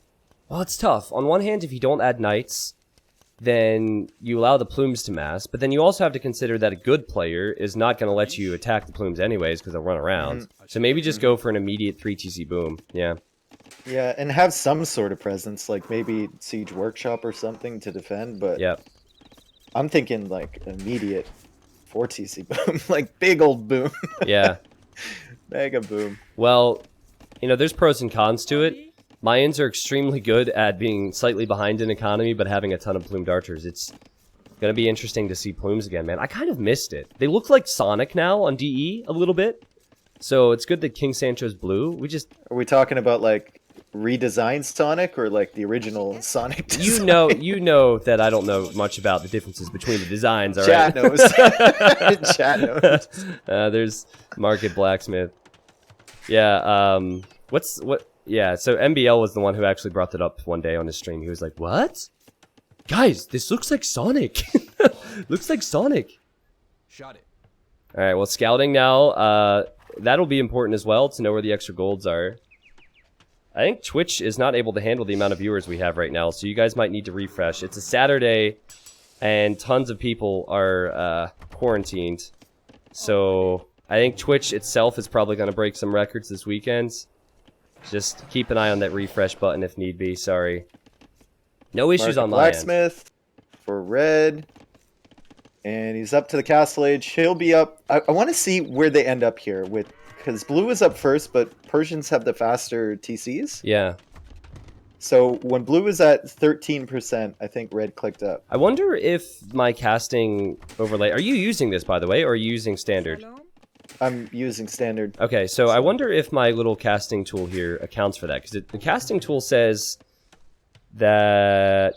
yeah, it does look like it accounts for it. Because there was a 19-second difference with the Castle Age click. And there will be a 5-second difference with when they arrive in Castle Age. Nice. 14 seconds. So Dave, King Sancho didn't take gold. He sold stone to get gold to go up. He didn't take any gold. And Joan the Maid, he sees the walls. He has to assume... He might even assume there's a gold back there, funny enough. But you only get 2 golds next to your town center. In Well, I that mean, little divot, technically, there is a gold back there. Technically, It's just behind the wood line. Yeah. Yeah, on a different day, we would be complaining that that was the... like, oh, Viper map hacks. He gets a 3-tile gold when the rest of his golds are forward. But I think it's... Like, you can see Jones. It's going to be really difficult to collect anyways. Loving the flat area for town centers, though. Sorry. Yeah, it's... Well, the way he's walled is just perfect, right? Perfect for a boom. And I love the fact he double walled, too. Like, he didn't want anything. Oh, why Like, town take center any risk there? whatsoever. Joan the Maid, do you want to free the outpost? I don't... Well, you know what? That's actually close to the gold. So maybe that does make a bit of sense. But I was expecting him to town center more to the right, because then he has tons of farm space. And then he could take the gold, but he's right next to the blacksmith with that town center. Town center on the left looks good, and castle immediately for King Sancho, and Joan the Maid scouted it already. That's a really safe play from Sancho to wall up like that and then put your castle in that position. A lot of players would have gone up onto the hill with the castle, but he's not taking any risk whatsoever. Yeah, and he also sees the gold in the north, for those that really wanted to know about that. He's building a town center there, which is probably the best spot for him, because he needs a flat area. Normally, second and third town centers are going on a wood line, and then you create farms from the villagers on the wood there, so that's a nice little area for farms. And the plumes are on the way. So he had enough gold for 1 plume. Yeah, just It's honestly kind of weird because you have to invest into a castle. You then are going to be later to the boom. So Persians are definitely more solid on the eco front, and you can see that at the top, everyone. But Mayans are going to get their early start with the plumed archers. It is Sonic. Yeah, looks exactly like him. Exactly. Yeah. Where are the rings? He needs to jump through get some rings. Oh man. Well, he's going to need to jump through some hoops to get a win against Joan the Maid after Joan the Maid's boom last game. Holy cow. 3 TCs. And now, potentially a 4th, as you mentioned, could be coming out for Joan. I think this is the better approach to boom instead of adding knights. Huge lead already. Are you... Hello? Yeah. Are you there? I'm here. Okay. Yeah. I'm just trying... You know what? I spent all my energy last game. Yeah, we have to chill. Yeah, this is gonna be a long day. Like, he's attacking a palisade. Yeah, I expected Dave to be like, "Whoa, he's attacking a palisade wall," but it was really smart to double palisade, wasn't it? Because this gives him twice the amount of time. Yep, and then Siege Workshop defense, like I said. Yep. Just boom, Siege Workshop defense. The knights, you're gonna need that food for your boom. Yep. The knights are never gonna catch up to the plumes, and you can get everything done with the Siege Workshop that you could get done with them. And I love the fact that Joan's scouting this out completely and now walling behind. Yeah, this is Set a the really villager safe all the way player. to the edge. Yep. Well, Yeah. this is a really safe player after what he did last game. Yep. Not so safe that's last true. game. Very different. And game 1 shot his own boar with his town center, but that was just a mistake. I forgot about that completely after the performance last game. Yeah. I mean, with how good he performed. Sorry, fact person, you can put that back up again. But with how good he performed, I just hope we don't look back on that and say, man, if you wouldn't have made that mistake, what would things have been? Right. So he's in now. Just And scorpions. the scorpion, you know what? That'll do the job. It costs less. That is so annoying, man. As a player, now you kind of expect it on ravines. And remember, King Sancho chose ravines. But it's so annoying when you break through a wall, it takes you 2 minutes, and then there's more walls behind. Look at the house walls. There's houses everywhere with double palisades. There's no way King Sancho gets in. There is a wood line, though, that can be ranged. Yeah. But Blue isn't going to go to that. He's going to go to that house. Scorpion is going to get some good hits here. Yeah, he's gone for the plumes first. I like how he said, forget the eagle. I don't care about that. You're not going eagles, you're going plumes. Alright, so fun fact, guys. Since the facts program isn't popping up now, I am really bad with computers. There's your fun fact. Oh, now It's Joan not made... fun if you have to teach him how to do something. I mean, definitely not fun. In my defense, we made it so I can click that off, and I just happened to click on that part of the screen the second the fun fact came up. So, it's just unlucky.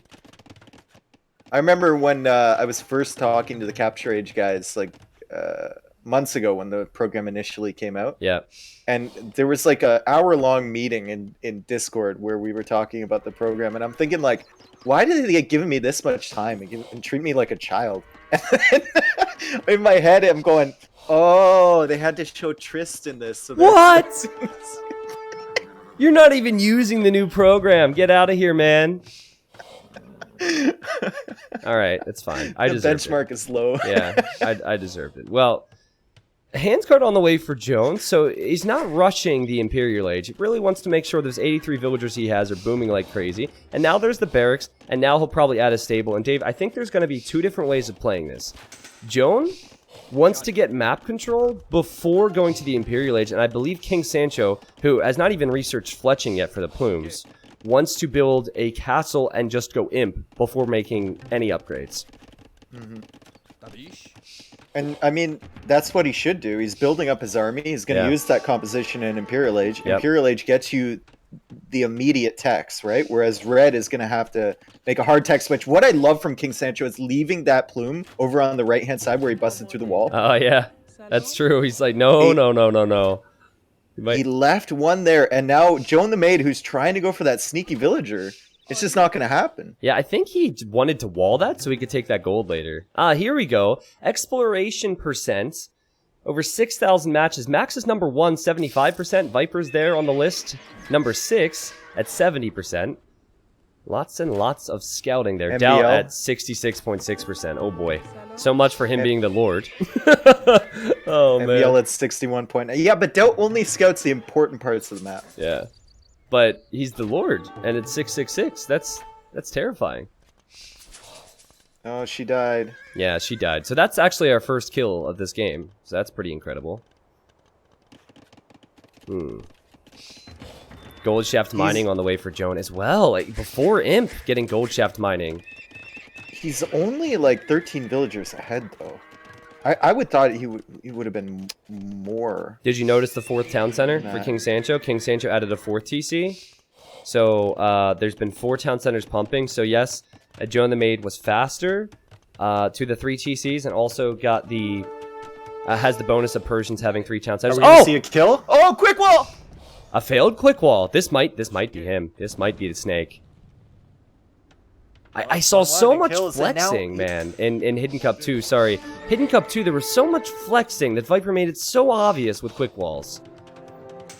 And here, I didn't see any flexing in round 1. I haven't seen too much. It seems like whoever King Sancho is taking it very serious for the most part. Is he going Eagles? Yeah, he's switching into Eagles. 4 barracks right now. Eagles and pikes instead of plumes and halbs. And all he's shown Joan the Maid is plumes. True. So he hasn't shown him any eagles yet. Let's see if Joan actually saw that. And you go on his perspective and see. But what Joan... Fog of War, he doesn't see any barracks. But what Joan can see is that there's no fletching upgrade. So if you're going plumes, you have fletching, you have Bodcanero, you have Bracer on the way. So I think Joan is probably expecting just full Halberdier, I would say. But Dave, the way King Sancho is expanding, look at what he can scout, right? What he can see, rather. He sees all the golds. He's building outposts. He's getting relics. He'll have a second relic here when he brings that back. Oh, that castle, though. That castle from Joan the Maid. Where? Is King Sancho going to see it? Left side. Oh, no. Joan's coming out with villagers. Oh, my goodness. Is he going to get away with that? There's no way he gets away with that, right? There's not a world in which he gets away with that. Neither player knows.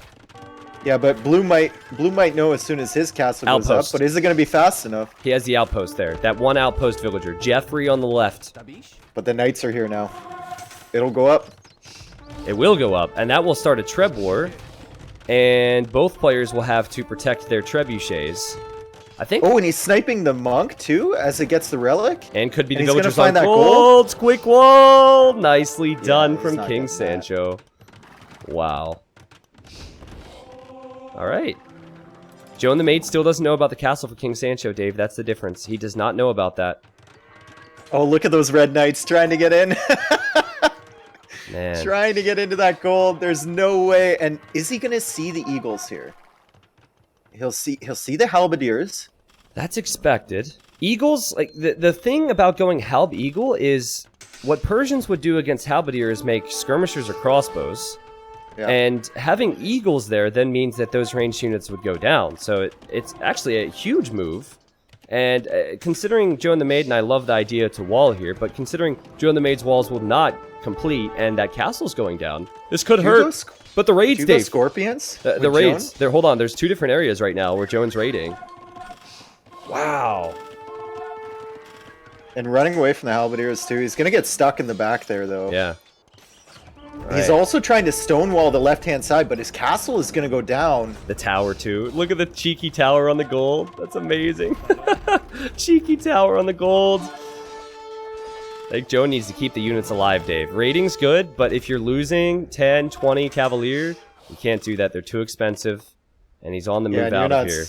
You're not saving that castle, bud. Sorry. Yeah, it was a bit of a weird castle to place because he had no map control. He was unlucky to not see King Sancho's, but for me that was kind of odd. Oh my god, he's going straight Paladin, Dave. Straight? So he's going to try and overwhelm him. I'd love to see... I know he's dropped ranges. He hasn't seen the Eagles yet.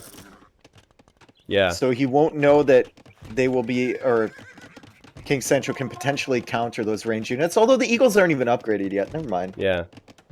Well, Eagles are not a worry for straight Paladin. So it only makes sense to have Eagles and Halbs if there's ranged units out like crossbows, but Joe and the Maid he's not going for that. And now he sees the Eagles, and this is just wasted gold for King Sancho. He's getting a lead Eagle now. My thinking is that the Hounds do fine against the Paladin. The Halbs are good. Yeah. But the Eagles are what you got to worry about because they're going to counter your range units that counter the Halbs. Yeah. Also, you could say that without the Commander on upgrade, Joe and the Maid cannot make the wood-only crossbows, which is probably what he was going for, but he lost the castle. He's going hand cannons! That's really good. Paladin hand cannon? So much gold, dude. He has the boom. He is 30 on gold right now. Oh, that's a lot of halberdiers, though. Yeah, don't lose this before you get your Paladin upgrade. Bring him back into your base or something. Yep, delete a house. Yeah, yep, good. He's shown him the hand cannon, too. So if we're talking max population, army compositions, what do you like better? Let's not say long term, because I think it's obvious having trash units like Halbs means you can last longer. But just in a fight, if we're talking Paladins hand cannons versus Halbs Eagles, which is better? I'd go Paladin hand cannon every day of the week, dude. Yeah. And he's made a bombard cannon too. Like, just so much gold. He better secure some more gold piles.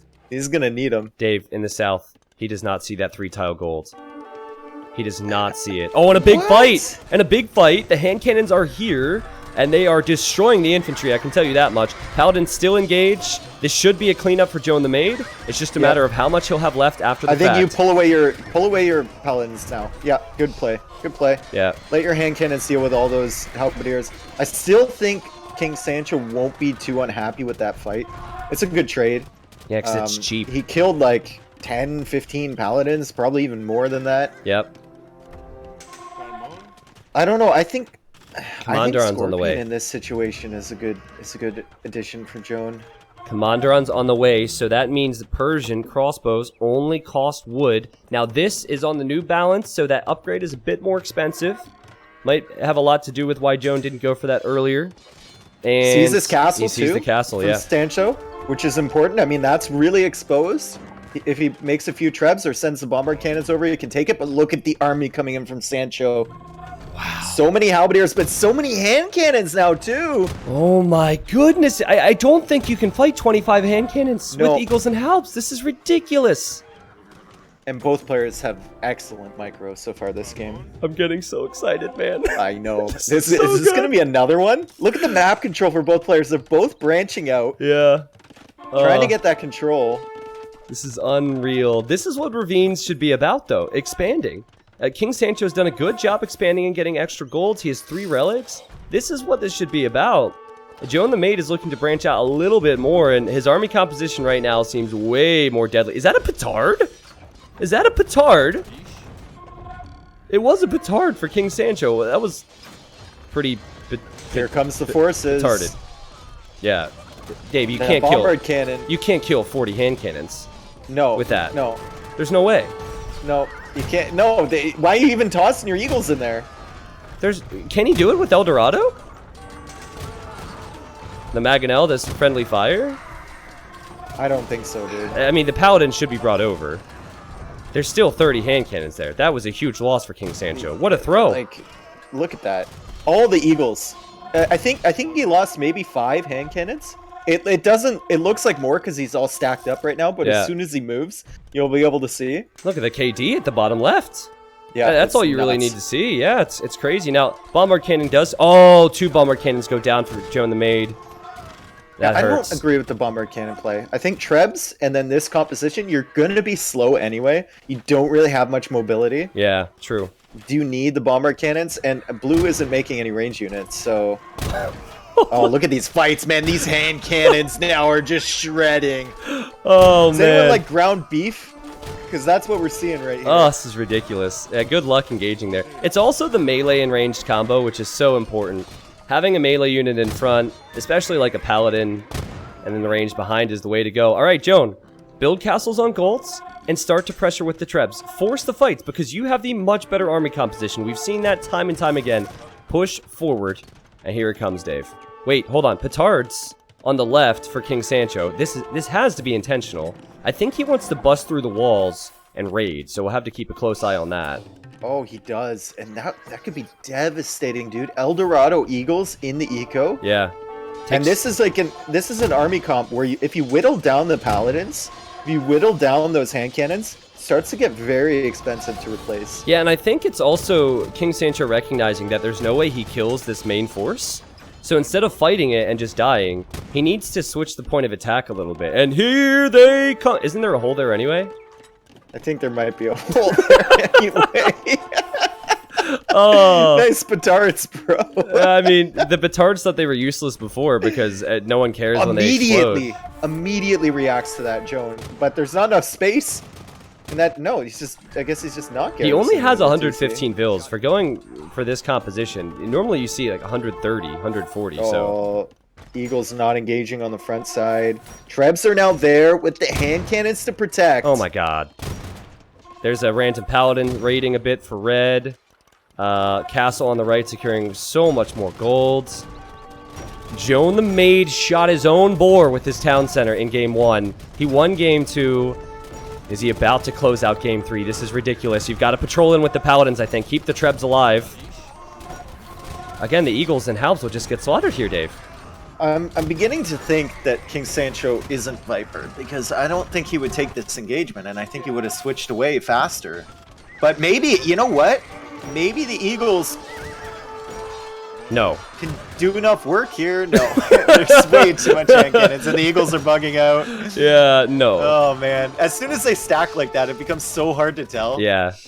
Dave just pulled the classic Viper would never go 2-1 down. I'm gonna say it's not Viper, which everyone does because that's how dominant Viper has been. I'm looking at the map expansion and just like the army composition. Yeah. And it doesn't look like something that Viper would do. I could be wrong though. Yeah. Chat's been saying the same thing ever since they saw how Joan the Maid is playing. They're like, Joan the Maid is Viper. Can't be the max. I love it. Well, this is the beauty of Hidden Cup. The players are so good. The preparation was so insane from both these two that we think everyone is the best player in the world. It's just the level's so close. Look at that kill-death ratio. It's 2-to-1 KD, and it just won't stop. I'd like to see more Trebs and Bombard Cannons.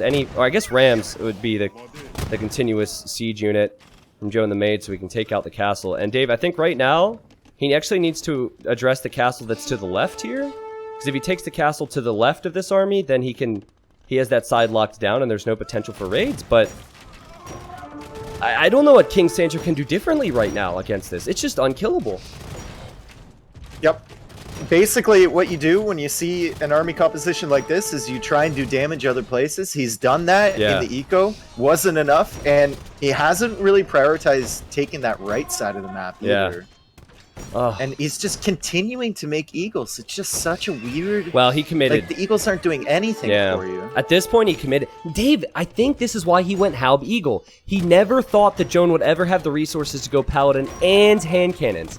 Because it's so expensive. A hand cannon is 50 gold on top of the gold cost for paladins. So he thought it would be crossbows. I thought it would be crossbows and paladins. And if that's the case, this would work. This would be fantastic.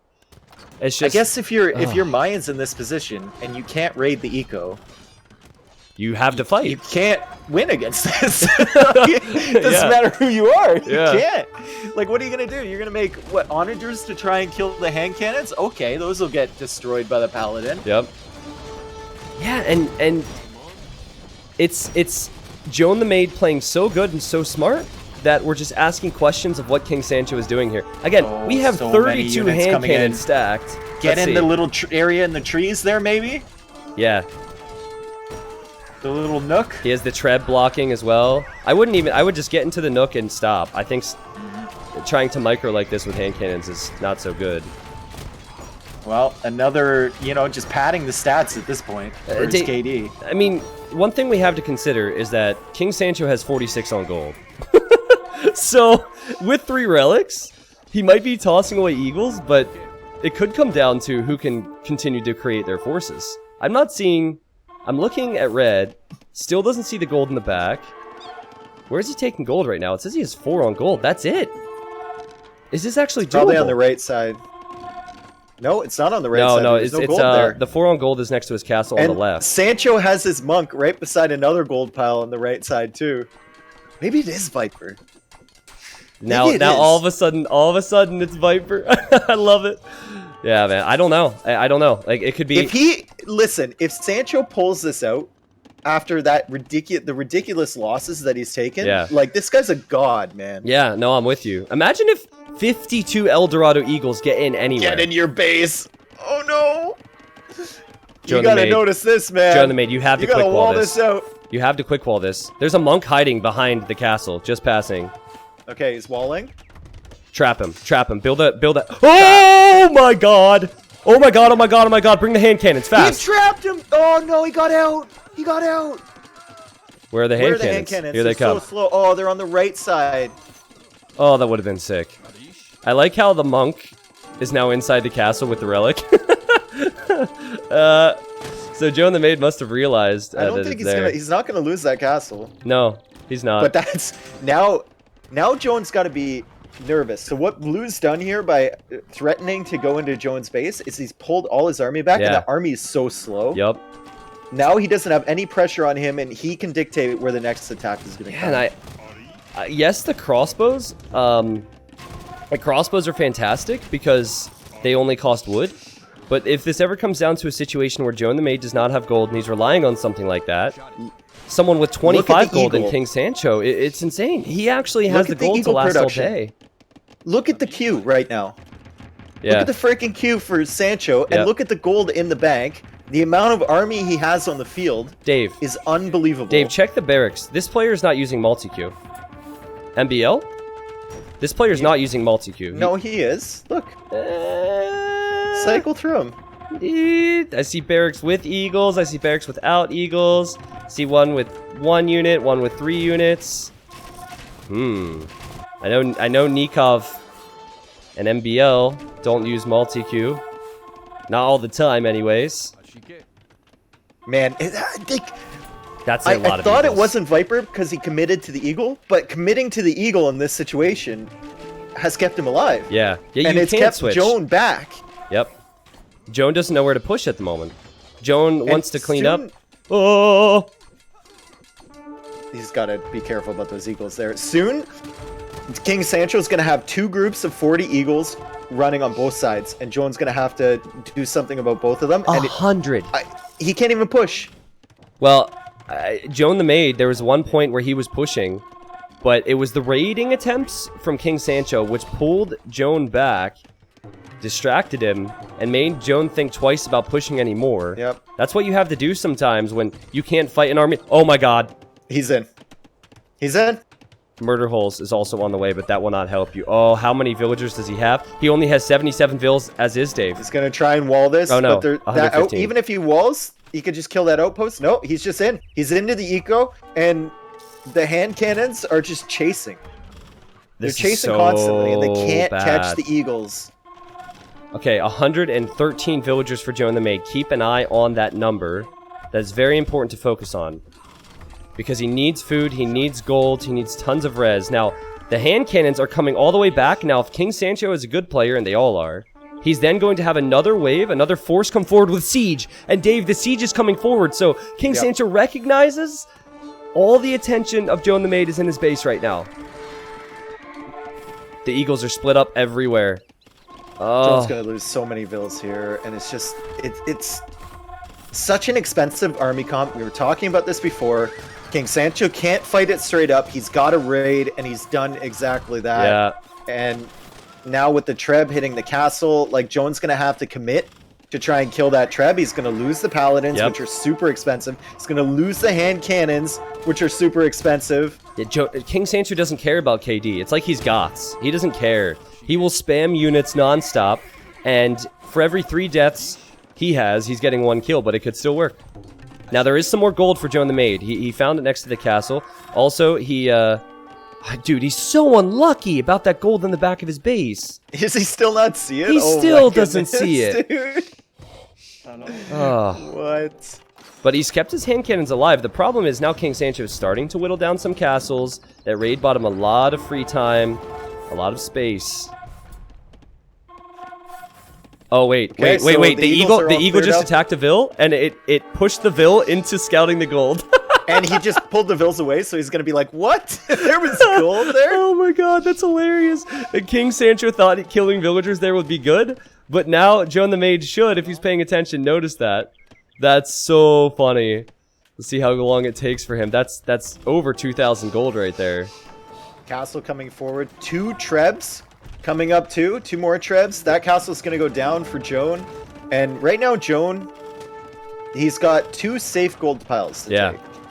And Sancho, I think it's kind of switched a little bit here now, because Sancho, where's he taking gold? But Dave, Sancho has 3 relics, and Sancho has 108 military. Only with Mayans can you do this, and this is the second the second castle he's going to treb down.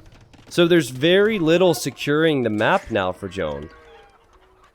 With Trebs with this army too, what he can do is attack the hand cannons if he wants to unpack them. Yeah. If they're fighting a stalemate battle. That's 57 hand cannons though. Yeah. Oh my god. Every hand cannon that goes down helps too, though. 57? See, look. Oh, too bad he's not Britons. That would be so sick. Yeah. I think he needs to take the mining camp out. Oh yeah, he's trying.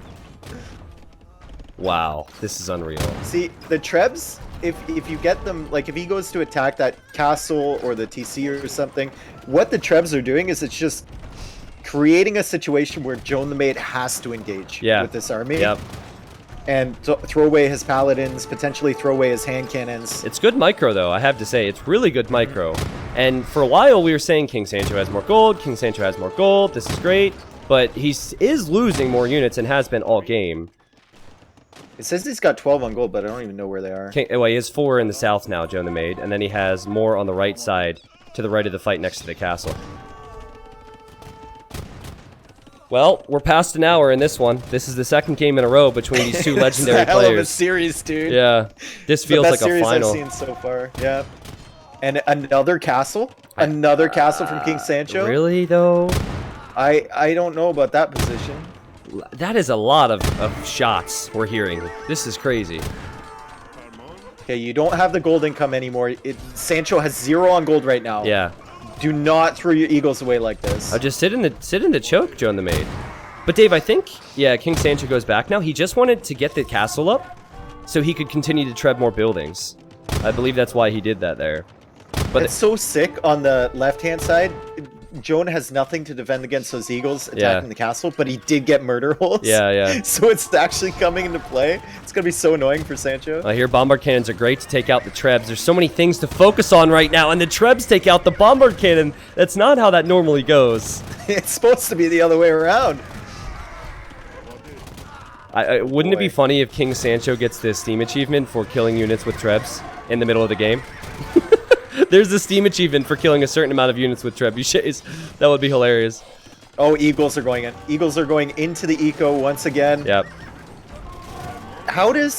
So even if Sancho clears up this eagle army, Joan clears up the eagle army and Sancho has limited gold income, how does Joan the Maid finish off this game? Well, now Joan the Maid, it's 3-2 with relics. He actually has gold income, and he still has 40 hand cannons. So I actually think, I mean, it takes a while to push all these castles back, but I actually think that, assuming this raid doesn't GG him, he can win. But it's about the raiding now. The only reason King Sancho is still alive is because of the raids, Dave. There's so many idle villagers. Look at the top here. So many idle villagers for Joan the Maid. I love the house wall around his bombard cannon, though. And he's working on taking out that castle from King Sancho. 7,000 HP on that castle. Really fully upgraded. Uh-oh, will the bombard cannon survive? Ooh! It does. Unreal. Dave, I don't know what we're seeing here. This series feels like 2 of the best players in the tournament, and we're in the quarterfinals. This is so hype, and the funny thing is, I felt like this was going to be like a 3-1, maybe, or a 3-0 because of what I saw on the first day. The other sets coming up could be even better. So does King Sancho... That's a high bar to set at this point. Yeah. Does King Sancho switch now? I'm seeing the raid from Joan. Yeah. But if you switch to Skirm and Paladins are still out, the Paladins or Lycav or Hussars will shred it. And look at the Skirmishers, they're not even elite yet. Sancho bought himself a bunch of map control with those raids and that Yep. push, but now he's gonna get pushed. Okay, I'm just gonna, lean back in this incredibly comfy chair. By the way. Oh yeah, how are you enjoying that? Thank you for the chair. Yeah, you're welcome. Appreciate it. Are you sitting in the first one I sent you or the second one? Yeah, the chair, not the friggin' tripod that you said. So, fun little story here as we wait for Joe and the Maid to try and push back. Dave and I were in Hamburg and we're having some beers, and I mentioned that a company was going to send me a chair. And Dave's like, "What? All the co-casting I've done with you and I don't even have a chair?" So I deserve a chair. Yeah, that's exactly what he said. I deserve a chair. So I said, well, I can't get them to get you a chair, but I'll buy you a chair. And I asked for his address, and he said, better not be a stool. And so that's what I sent him. I sent him one of those little camping unfoldable stools. And then I also sent him a real chair. So once again, we're in the same situation that we were in before. About 30 minutes Well, ago. there is one big difference, though. It's the amount on gold. There's 19 on gold for Joan. Yeah. He still has a deadly amount of hand cannons. So, if it's just halbs, a few eagles, and skirmishers, what is best? That's the question. Oh, geez. And Sancho still has some important upgrades to get. Like, he doesn't even have ballistics Oh, yeah. for his skirmishers, and that costs gold. Unreal. Dave, this is gonna be the second game in a row where all the gold on the map has been mined. It looks like it, because very shortly, maybe if this game lasts another 5 to 10 minutes, all the gold will be gone. That's so rare as is, and it will be twice in a series. Yep. How do mines do against the Persian trash? Because I feel like that's the direction we're going in. Yeah, right the now. only good thing, the only difference is that they call it! They call GG! That's what happens! 148 pop for King Sancho, and he was gonna say, well, I'm gonna die to the hand cannons and the paladins and the hussars. And also, one thing, as we were looking there were some raids coming in from red all over the place. Unbelievable. It looked like Joan the Maid had an unkillable composition. King Sancho tried and tried and tried to raid, but Joan said, not today. 2-1, Dave. There were points in that game where I legitimately thought there was no way back for the other player. Yes! And that happened multiple times. What an amazing game there. Joan the Maid, he somehow defended against those raids. I don't know how he managed to do that. Crazy. He found that gold. Actually, Sancho might have saved him by pushing the villager into that gold in the back of his face. And then Sancho, I think he took he didn't realize that he was off gold, and he took some bad trades with the Eagles. He had been doing that all game, but he took it when he just really couldn't afford to do that. Well, it dawns on us. He probably felt like, all right, I have the gold to waste. Let's push. That way, if I push him forward, because he would have to hit and run, I can maybe raid the side. So maybe the only thing that King Sancho could have tried differently there was ram push a wall and raid before throwing away so many eagles. But we saw probably the best compositions against each other there. Look at the map exploration again. It's just flip flop this time. It's the same numbers. It's just changed between the players. What? Game 2, it was 99% for Joan the Maid and 95% for King Sancho. Here it was 99% for King Sancho and is 95% for Joan the Maid. Unreal. Players are amazing. The gold collected, very similar. Food, wood, and stone higher for Joan the Maid. Lost a bunch of castles, so that's probably where a lot of that stone went. And that is just, we are in peak Age of Empires right now. This is as good as it gets. We don't know who the players are. We have guesses, but I'll tell you one thing. Robo is the only person who knows. Robo is the admin. And I saw Robo say in the moderator chat yesterday, he said, it's so fun watching when you know who is who, because people are so wrong. So we could be way off base. We could have ACC Embers backed here. The player identities are here on your screens. There's so many good players. Robo's probably laughing his ass off because we think it's Max versus Viper. I will give you guys an opportunity to vote on who you think is who, but not until the series concludes. Before we hop into game number 4, thank you, Wash Your Damn Hands 2020. For doing your part. for doing your part with the username, creating, raising awareness, and also the 20 gifted subs. You are a legend. Guys, Tally Hugh has been gifting subs every single day, and this is day 3. Thank you. And to everyone who's subscribing and donating, I can't read all the messages. We have games to cast, but this is unreal support, and I appreciate it. $1 for every subscription goes into the prize pool, which is updating on your screens here. So that will go up with every sub. Dave, the next home map could be the final game for King Sancho if he doesn't get a win. It's on Bay, which everyone's calling Pants. I want to point something out. Notice the global ban for Joe and the Maid? Mongols. Mm-hmm. He globally bans Mongols, which is a really common pick on Bay. And will he try and go for counter pick for what he expects to be the next option, is my question. Well, Sancho still has Persians. That's true. And which are another really, really strong pick on Bay. So, or Pants, or whatever you guys are calling it, whatever the cool kids are calling it nowadays. What, milk jug or something like that? Is someone called it? I don't know. We should focus less on the names and more on the games. You ready? I'm ready to get into this. All right. I'm thinking Persians as well. We just saw how strong Persians are. Byzantines! For the first time in Hidden Cup 3 qualifiers, Hidden Cup 3 main event, someone goes for Byzantines. Oh, man. There are a lot of happy people. Is losing his mind right now. Yep. One of the new mods. Someone check on him. Yeah, one of the new mods was actually complaining in Discord that the pros don't choose Byzantines. And Joe and the Maid seems like the type of player that would go for Byzantines. I don't think there's many pros that would think about the game quite like Joe and the Maid. Joe and the Maid's in the red. If he wins this, he beats a beastly player in King Sancho, and we don't know who he is. And Persians, a more common pick, Dave, because you start with the extra wood and the extra food. You can dock on Bay and fight for water, but also, as we saw in game number 3, have amazing land options. Yeah, and I'm actually... First of all, Sancho, my boy Sancho needs a win here. Oh, that's your guy. That's true. That's my boy right there. He needs a win, all right? I've been a Sancho fan for years. Okay, I was following him before he was big, you know? Yeah. And it's grassroots community. But anyway, Sancho's map is not the greatest, to be honest. Look how forward the golds are. Yeah, it's true. His golds are a bit forward. The stones are. I actually feel like I prefer that. Only because on this map, you're probably going to be like blocking down the front anyways. And if, let's say, Joe and the Maid loses full water, his gold and his stone is really close to the shoreline, which could be a concern.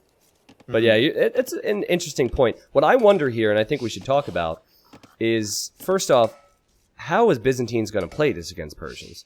Persians should be slightly better with hybrid maps where you fight for water and you fight for land. But Byzantines, if they go for full Halb, Skirmisher, Ram army, can kill anything Persians can make in the Imperial Age. Can you go for a smush? Siege Monk push? Maybe. Yeah, and then into like a faster Imperial? Yeah, you could do anything. Because, like, I'm thinking, Joe and the Maid had to know that Sancho had Persians in his back pocket. Yeah. Italians was banned. Mongols was banned. Yep. Like...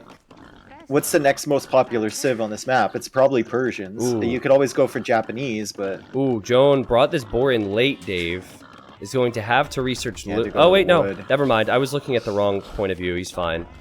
At least it didn't shoot it with the TC again. Oh, too soon, Dave. Too soon. Too soon.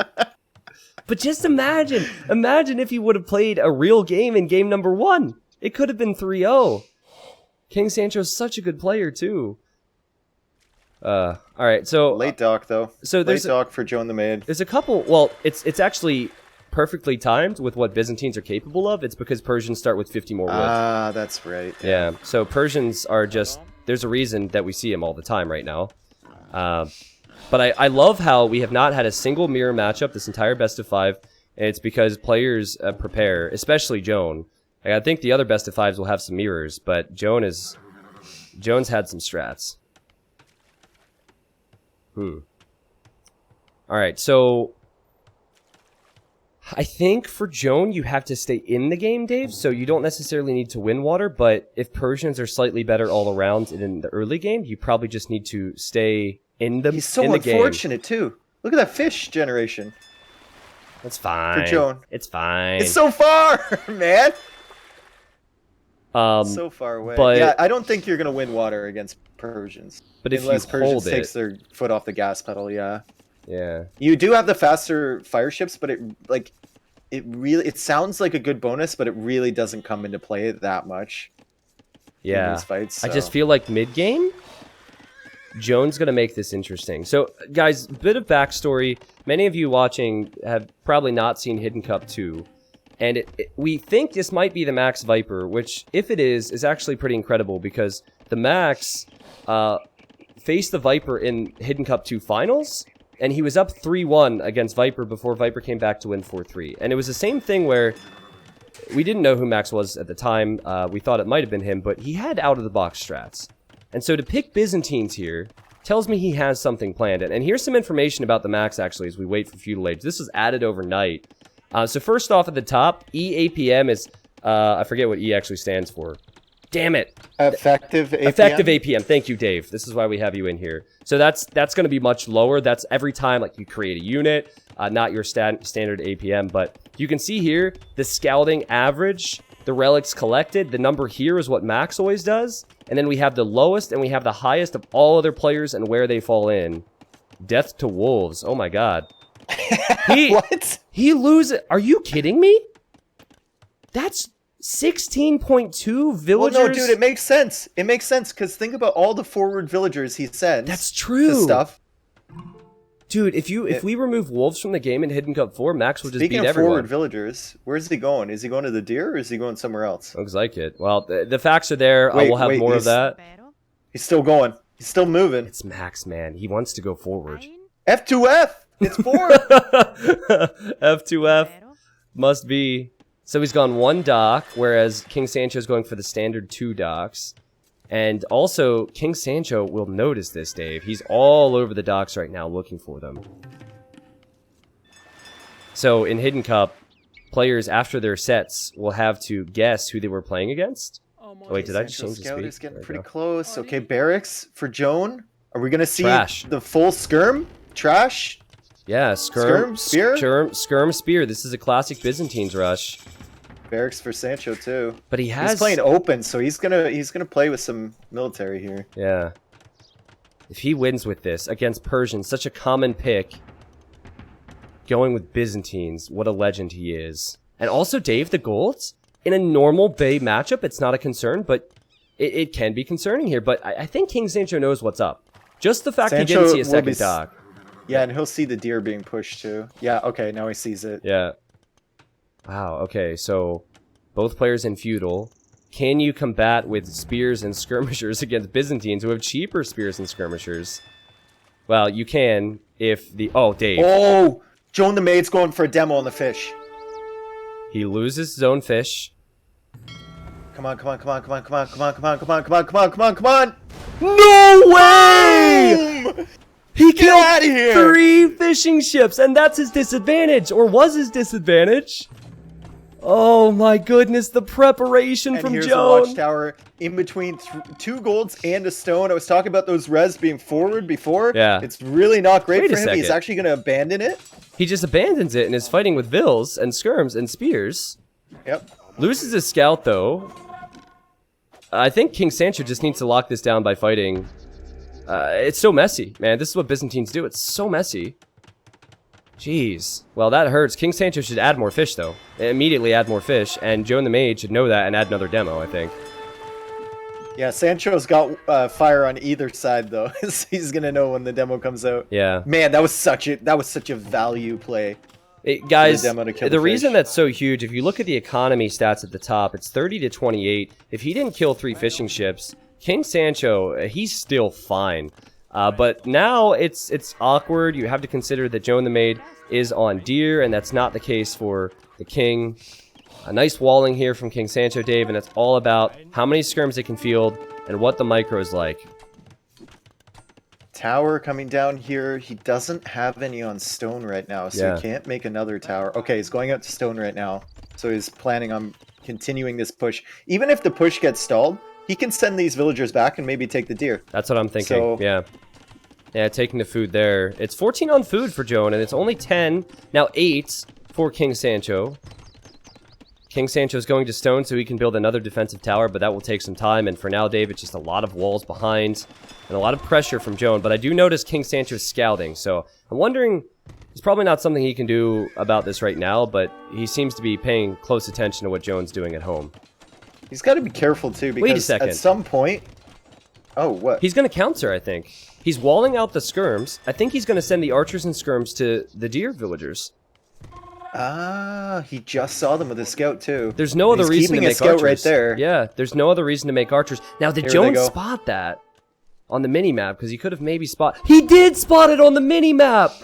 Oh, man, he spotted it, or he was looking, and he now knows, all right, I'm exposed. He also saw the second layer of walls, and there's no army here, so he figured, all right, well, he's obviously sending his archers forward. I mean, I'd be a fool not to save my villagers. It's just sick game sense. So he's walling up because he does, and he has to force down a tower. Yeah. Because his production buildings are forward. Oh, and look at the walls from Joan. Joan's like, I know something's coming. He's building a tower on the stone. Is Sancho gonna be annoying with the scout? Yeah, he's gonna be super very annoying. Yeah. But the tower's gonna be up in time. Most of the walls are gonna be up in time. You can't. And really... now Sancho's just gonna run. He's gonna lose that scout. Target the scout. Come on, please kill the scout. Well, the scout's gonna be annoying, but the archers have not paid off. And now King Sancho has to be careful. We have the F2F lumber camp. That's a YouTube video if you haven't seen it. And for a second there, King Sancho was not in his gold. He has recreated the fish, though. There's no dock on the pond for Joan, so that huge eco advantage is now going to swing in Sancho's favor. Yep. And Sancho has 15 on food, 17 on food. Now he has a ton of farms in the back, secured his berries. Now, normally I would say, uh-oh, this could be kind of rough for the trash units for Joan. Yeah, and the blacksmith's going to be denied too. Oh, wow. How did they get through? That hurts. But normally I would say you can't just give up water on this map. That's what Joan tried to do here with Byzantines. It worked in some ways. But yeah, now Sancho stabilized. I think Sancho lost, what, one villager to that? Maybe? And Joan has just the sheer wood cost of dropping all of these walls. Weakville. And like the idle time. Weakville. Dead. He's going to get her. Yeah, and I mean, this army dies, but I think for King Sancho, he's thinking, whatever, I'm going to go Castle Age. Yeah. All right. He's got the fish. He's got a secure base now. If he clears up these 4 villagers from Joan at the front, that's a really big deal. Wow. All right. Well, I loved the counterplay from King Sancho. So many players would stay at home and try and continue to fight Joan the Maid, but I loved the counterattack. The counterattack opened up so many possibilities for him, and also adding the fishing ships. So he's just done that. Now has the 3 archers hoping to snipe a villager as the villagers are building more towers. And he's building a counter tower. So yeah, it's all about when the players hit Castle Age, what number of military they're going to have. And Joan says, whatever. I'm just going to delete that. Have fun building your own tower. I like how he's made galleys too, Sancho. Because the one thing that Joan could do immediately when he gets to Castle Age is, or even in Feudal Age he could try, is redocking. Yeah. And then take away that fish advantage. Maybe get some extra map control. True. But with galleys, it's so hard to redock. So I think we're going to see a faster Castle Age for King Sancho. And a more secure Castle Age as well because of the fishing ships. And I wonder if he'll add a stable here. Now, you might at first be hesitant because Byzantines have cheaper camels. Because Byzantines can make pikes, but I think, considering you only see skirms and there's 4 villagers here, your best option is probably to add a stable and make some knights. And yeah, there's the stable now. Might even go 2 stables, Dave, with all the food he has. And you know the production buildings for Joan the Maid are forward too. Yeah. So he's going to have to make another barracks back there. Yep. He's going to have to build that stable. You saw how much wood he spent on the walls. And you see that the only gold he can take is right at the front area there. So if you just pressure that, it's going to be really tough for him to constantly produce camels or knights. Yeah, if you want to get there extra fast, you could even transport the knights, and knights can fight underneath the towers on both sides. I don't think it doesn't take that much longer to run around. Style points, man. Transport? Style points. Watch him make a transport now. That'd be hype. And now the villagers from Joan are on the move. Yeah. They're going up to the belt. Yeah, going to the belt, boys. He does not see the stables, but again, it's the second time we've seen excellent game sense from him. Uh-oh! Okay, he saw the demo. Yeah, so he's aware that knights are going to be coming, so he's out of there. And he will probably just find an area to mine gold or chop wood or mine stone and hope that he will not be spotted. Dave, I'm not sure about King Sancho, but Joe and the Maid has to be the max, right? Yeah, I know, right? It's King Sancho is such a question mark for me. I thought it was Viper, and then I thought it was Leary, and now I'm kind of thinking maybe Tato or something. Yeah. I don't know. It's just, I don't know. I personally think Katian Khan is the one I am the most sure on, and I believe that is Hera, because how fast he was in his 3-1 win in the round of 16 was crazy. And you and I talked about it. He also did a ton of crazy little quick walls and gates, which Viper can do and Leary can do and a lot of players can do, but he wouldn't do it as much. I think Hera's the only one who would do it as frequently as Katyan did. And we're going to see Katyan later on today, guys. What does Joan do? 2 monasteries. 2 monasteries, and he's getting elite skirms, so he'll be able to hold off this crossbow army with the skirms that he has currently. True. And then we're going to see what I predicted in the beginning, the siege monk rush. Yeah, it's just a little bit further back. It's not forward. It's still siege monk. You know what's funny though? You could convert the enemy navy in the center. So you send 6 monks forward right now. You can convert. You could deal with everything that King Sancho is currently making. Knights are coming out from King Sancho. He's dropping 2 TCs. Yeah, he's just gonna get the eco behind this. Yeah. And he's got the fish, and he's got plenty of farms too, so he's gonna be fine. But Byzantines is probably the one civ where you can go ultra aggressive with low economy. It's cheaper for them to go to the Imperial Age. It can actually work, but he's got to be very careful here. You do at least need a second town center, Joan. See the house walls. You see a villager goes down. You see another villager goes down. King Sancho is not happy. Oh, jeez. And I love how the knights are also split up. And King Sancho immediately reacted too. He knows he can't lose those knights to the conversions. He hasn't lost one yet. He's killed so many vills, Dave. Like, Joan has to take this fight. Yeah. But it's never in his favor in this position. Because Sancho can just run away. He's got the crossbows to snipe the villagers. He killed, what, 4 vills there? Something like that? Yeah. Now he's just going to leave. And he's going to go for a forward siege workshop. Oh, it's so smart. You could think I have more economy.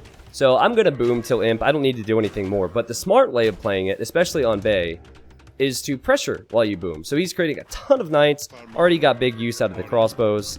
And a few mangonels. And I think the only thing that Joe and the Maid can do to win this game is get a few conversions and get a faster Imperial Age somehow, some way. If that happens, that is his opportunity. Otherwise, I think we'll go to a game 5. I mean, and Byzantines do have the cheaper imp, yeah. So it is a possibility, right? I think 2 town center imp is pretty common with Byzantines. 2 town centers, elite skirmishers, monks, forward castle, but it's 66 economy. You're going to need that stone, though. And you can't really justify going for bombard cannon because it's so slow to get chemistry. 69 villagers. That is nice for King Sancho. And 46. Oh, man, there's such a difference. Oh, and a big Mangonel shot, too. What a play from King Sancho. Nice attack round. Might even save He's going after it with the monk, or with the knight, but yeah, I think he's going to save it. There's no point in tossing your knight away. Yeah, well, redemption's on the way. I think Joan still needs conversion on every single knight he can. Oh, wow. He gets 1, he gets 2. Okay, that works. 1 for 1 with the Mangonels, that's okay. Yeah, starting to push out a little bit. And he's got the monks to heal his knights, too, which is really, really nice. Yeah, now, for those that don't know, redemption means that you can convert... Oh, the quick wall. Was that an outpost quick wall? What? That was weird.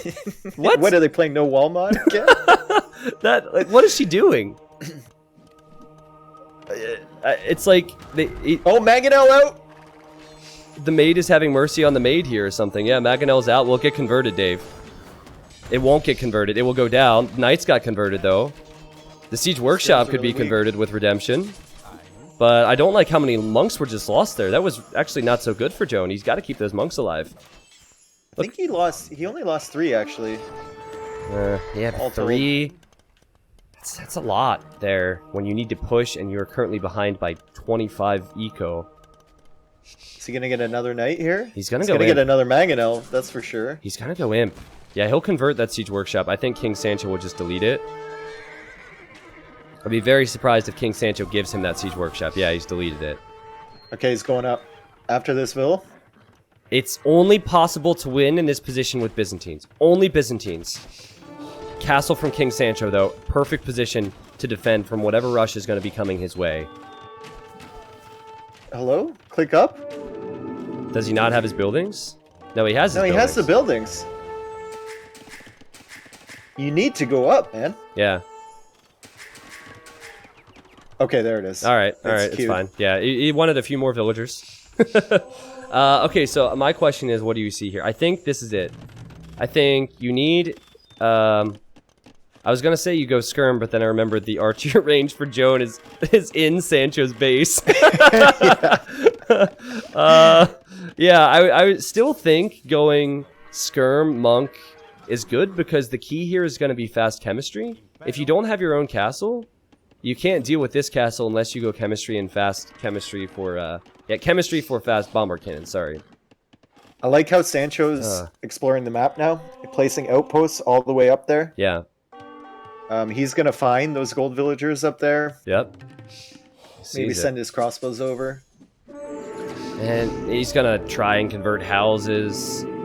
And these houses should be deleted by King Sancho. Don't give him houses. Maybe? It takes a long time to convert buildings. Oh, he bought a castle, Dave. Or he had the stone for a castle, so he can make trebs. The knights are coming out, though, and the monks are all out of faith. There's no faith left. Oh, he converted houses. Do you guys have faith?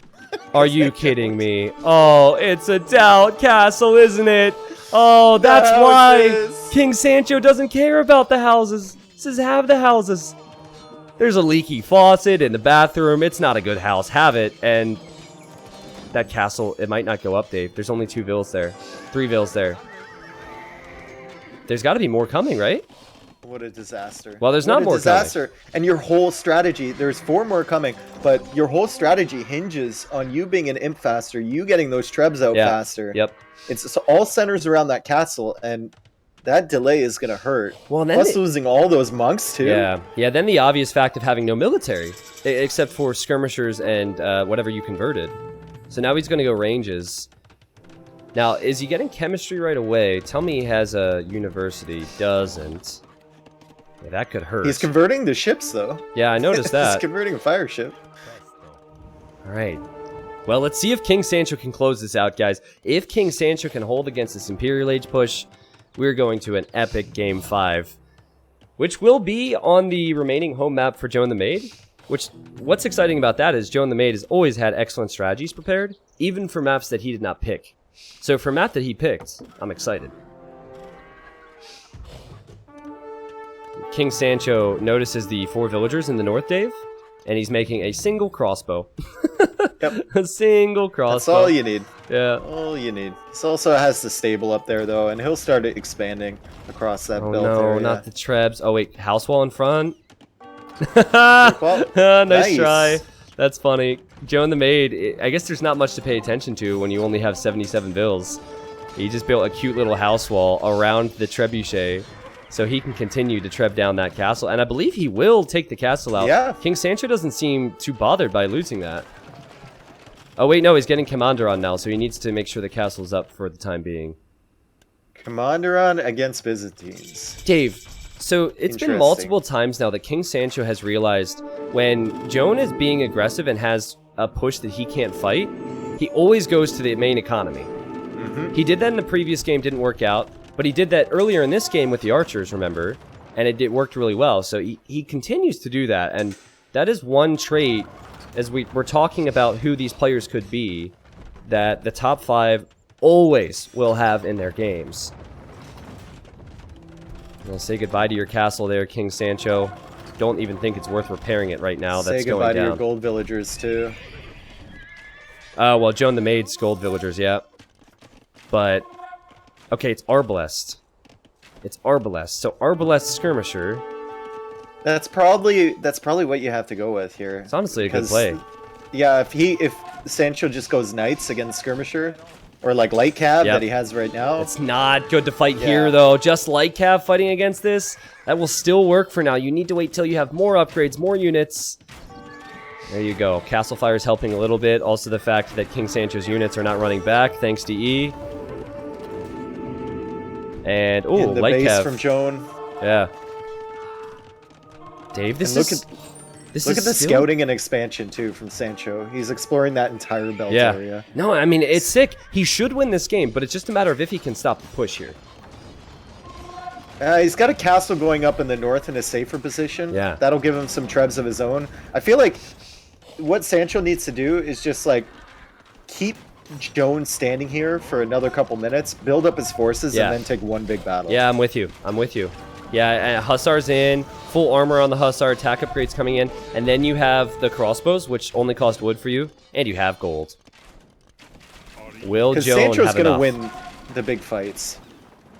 Yep. As soon as, if he just gives himself time to build up units, because at the end of the day, his eco is so much better than Joan the Maid's. And even if you just snipe the trebs, and delay the push, the economy will kick in. That's what he's going for.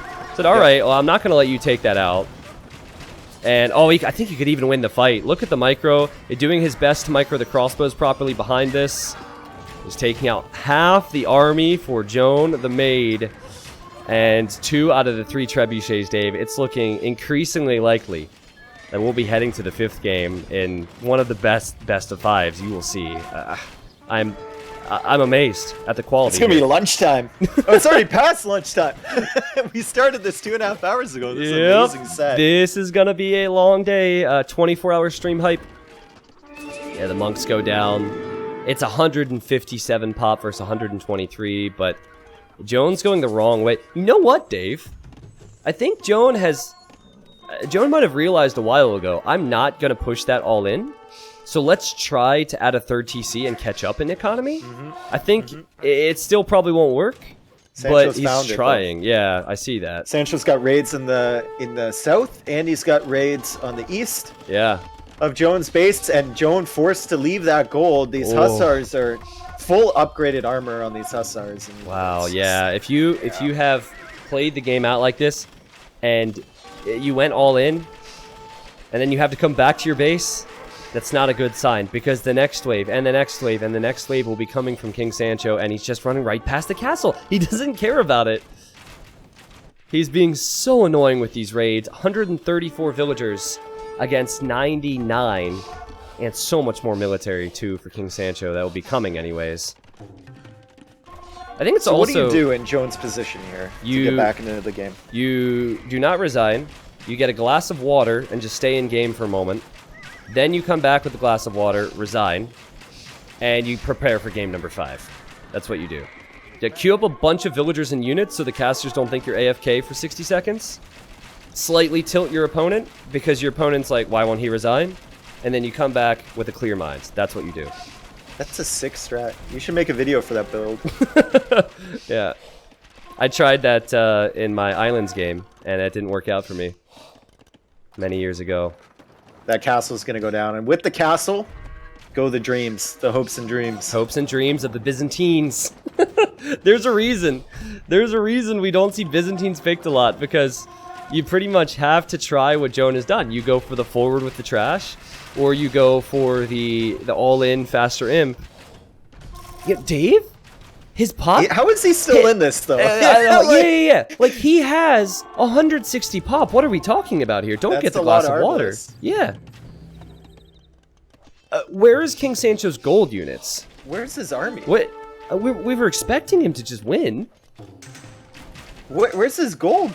Why is he losing? What? Well, remember, Joan the Maid, he knows how to fight. We've seen it. I just... Wait a sec. He's just let him back into this game. How did it... There was a 50 we were population literally talking difference. about going for a glass of water. I mean, King Sancho has done so much right. He's so much scouting on the extra golds, building town centers on them. But where's the gold? Where's the gold? Where's the paladin? Maybe he's waiting for just paladin. He has a lot of cavalier. Yeah, there you go, Dave. He's just taking his good old time. That makes so much sense now. Yeah. Because I didn't see anything on the field, neither did you. Yep. All of a sudden he had like no gold in the bank whatsoever. Yep. And he wasn't pressuring, but now with paladin, Joan's going to have to switch into Halberdier, which he's doing right now. He's doing. But Paladin are so mobile. Yep, that's the problem. Mobility has been the issue for Joan. Actually, in the previous game as well, he really struggled against mobility. Interesting clash of styles, I guess. Paladin. How many times have we seen Paladin so far in Hidden Cup? A lot. Unbelievable. Usually, like, competitive 1v1s, it's very rare to see Paladin on these types of maps because there's just not enough gold. Yep.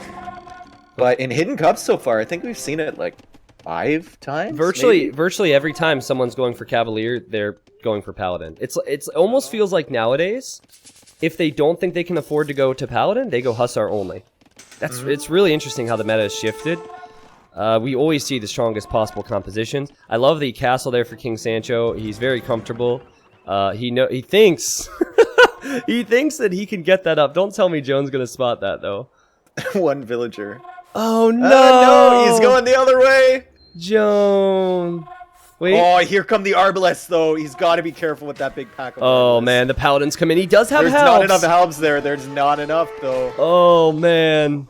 And it's Persian Paladins too, and like they have how a he got in bonus. front of them with I love how he got in front of them with those Paladin. Yeah, guys. Good micro from Joan, but you just look don't. at how he just wiped that up. Yeah, Persian Paladins have +2 attack Woo! versus archers, and regular Paladins would have still done incredibly well, and the ranges will start going down. And props to Joan for not resigning. Joan is sniping villagers and denying golds and actually branching out throughout this, which is unreal.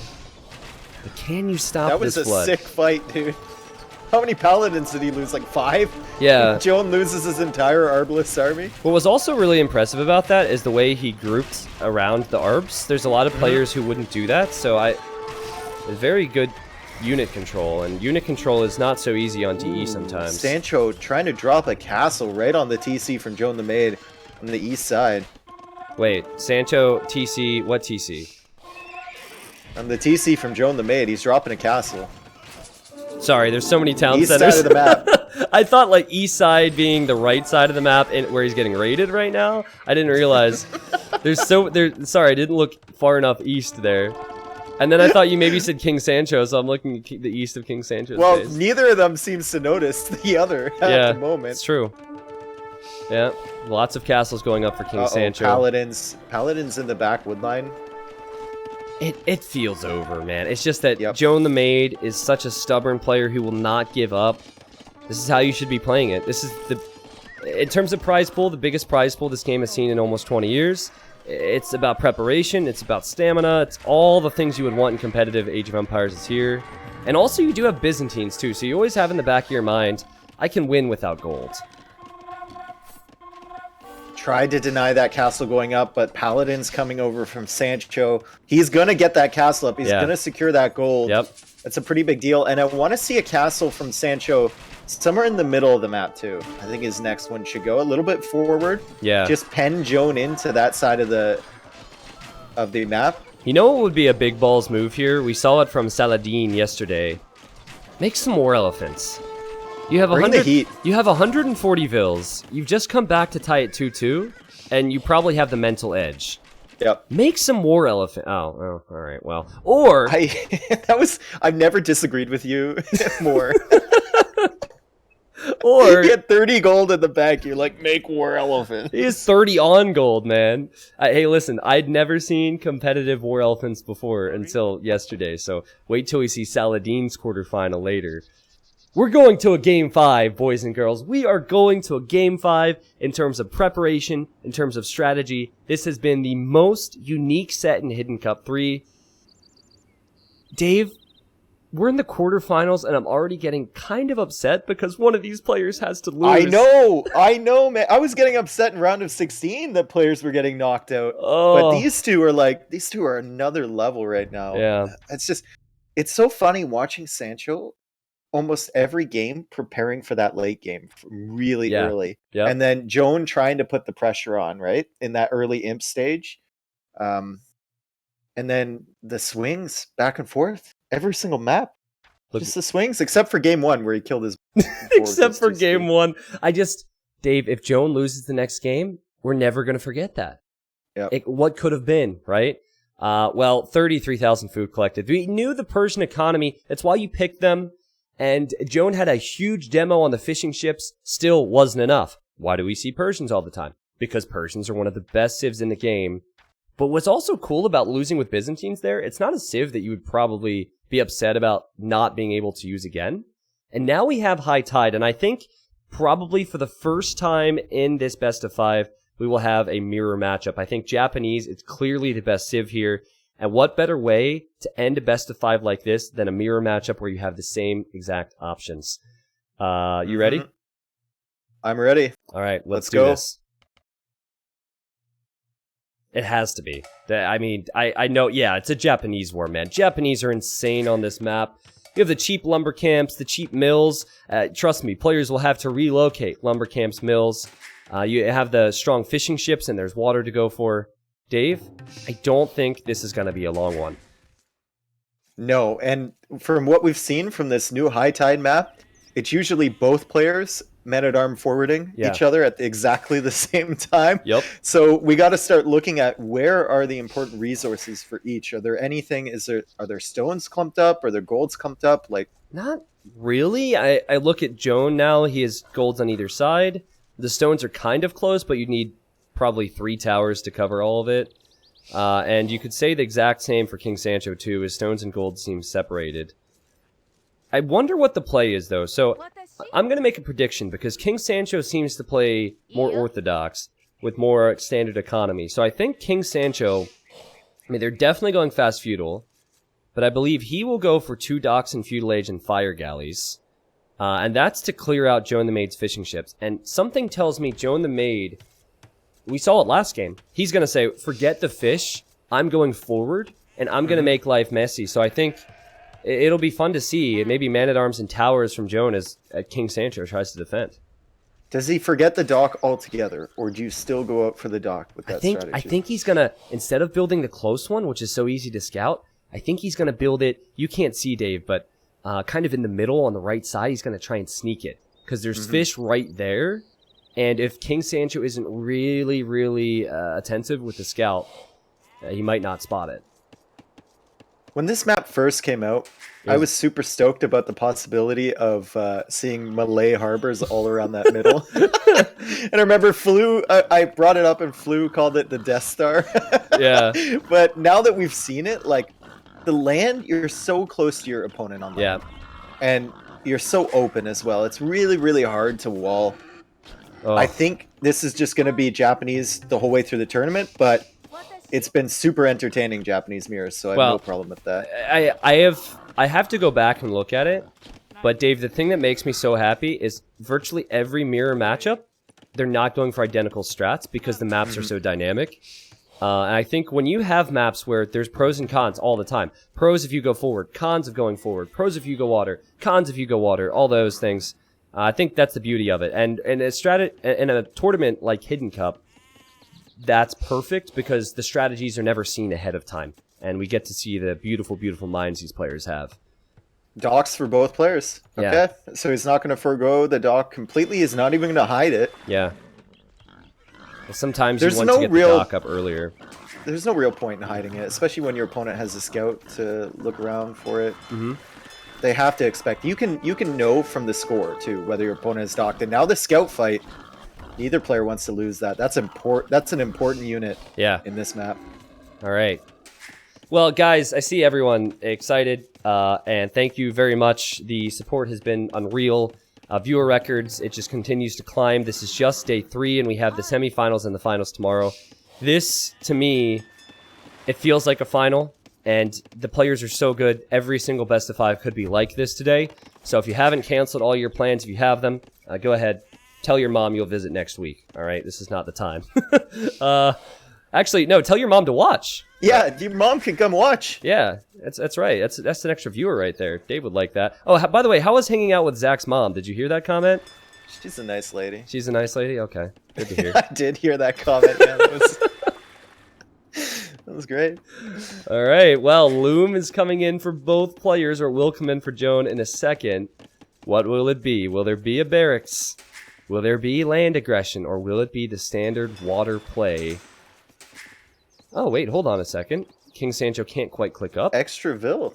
Yeah, I don't think he had the food. He wants the food. Let's see. He's a bit sloppy there. Are we gonna see Joan going for the water play? Well, we'll see. What's Only that Vil two fishing doing? ships for him. What's that Vil doing? That's got to be a barracks Vil. This is Yeah. gonna be man-at-arms, right? Well, I mean, Sancho sees the Vil from Joan building the barracks Oh, they're right both now. doing it, Dave. Yep. And the thing is, Joan only made 2 fishing ships. I think because he was expecting to lose it. Yeah. those fish early. And meanwhile, Sancho made 2 fishing ships, and Sancho made an extra Vil, but he is up later, so... Or, not much later, though. I thought it would be a lot later. Well, Interesting. if it's expected that your opponent is going to go forward, do you just stay at home and defend? Or do you go forward? I think Joan is the player to go forward. King Sancho is probably going to play more defensive. I believe so. Well, the thing is, if you have men-at-arms, I always say this, like, they lose their value, right? Especially if they're back at your base defending. You lose the value of that upgrade. You might as well just have militia if you're going to defend with them. Yeah, well, one thing King Sancho did a better job at was scouting the barracks. So he knows that his opponent's doing this, but King Sancho is going to show... Red saw that, and he's adding more fish. He's adding more fish. Interesting. Well, that's a good start to the fight for Joan the Maid. He gets the first kill. That's going to be so even, but it still seems better for Joan. The scout goes down. Back away. Joan, stay. Wow, man. He got it. He calculated it, man. 5 HP left on that scout. The men-at-arms upgrade is coming in. Let's see if he makes more. He should, if he's still researching that. All right, he's making fire galleys as well. Fire galley for King Sancho, so they'll both be going for fish. Oh, nice little doink from King Sancho. He killed the scout, and he walled out the man-at-arms. That was cute. Yeah, I don't know why you still get that upgrade if you're not making any more. I mean, I think there's going to be a point. Maybe, but I think there's going to be a point where you make more, right? And it's 2 Japanese, so maybe. I genuinely think this house... Sancho's going to lose a Vil if he's not careful here. Japanese oh my goodness, men-at-arms. Japanese men-at-arms are crazy. Don't tell me another will die. Don't tell me another will die. Close. Oh! It's real close here. The quick wall? The micro nerd? What? He calculated it again. Doink. Hello. Insane. King Sancho is starting to get some walls up, Dave, and I was just going to say, I think the houses on the left are just for vision. Because he knows Joan might come forward. And are both players going to switch on to water? See a second dock here from Joan. Ah. So he's going to have the water advantage. I don't see a villager going forward for King Sancho. So maybe Joan's going to have that fish boom advantage. He's already picked a villager. Yeah. Well, and I don't see any real aggression from Sancho yet, other than like 1 archer and 1 skirmisher. So Sancho is actually going. He's going archers and skirm, so he'll have lands military. But Joan said, "All right, I'm switching on to water, and I want to gain Nico lead there." I just hope for him he maybe adds an archer range or a stable soon. Yeah, the archer range foundation is right where the archer from blue is right now. Yeah. No fletching for him. But I think what's good is if he wins water, he'll have food eco, so he can just add a range anyways and make skirms. Yeah. But it is going to hurt, and King Sancho's getting the mass going right now, and he's on that main goal. I love how players send their villagers way out here to repair fire ships. This is silly, man. It's like, hey, way out in the middle of nowhere. How you doing, Frank? How's the repair going today? Oh, I know, it's kind of tough. It's rainy out here. No quarantine for us. We're out here working. Oh, is he killing the repair villager with 1 fire ship? Yeah, he is. Yeah, there's a demo on the way as well. Oh, that demo could be a really big demo. He could lose another villager here. And the demo lands! The villager goes down and the demo lands! The swings are in favor of Joan the Maid right now. He's going to get that tower up. He hasn't lost a villager to these skirmishers and archers yet. And he's going to stone so he can have more defensive towers. King Sancho's trying to dock again, and I think that would be denied. That villager's very weak. So, it's 32 eco versus 35. Joan has a slight lead, but Joan does have a bunch of idols at home. We have to keep that in mind.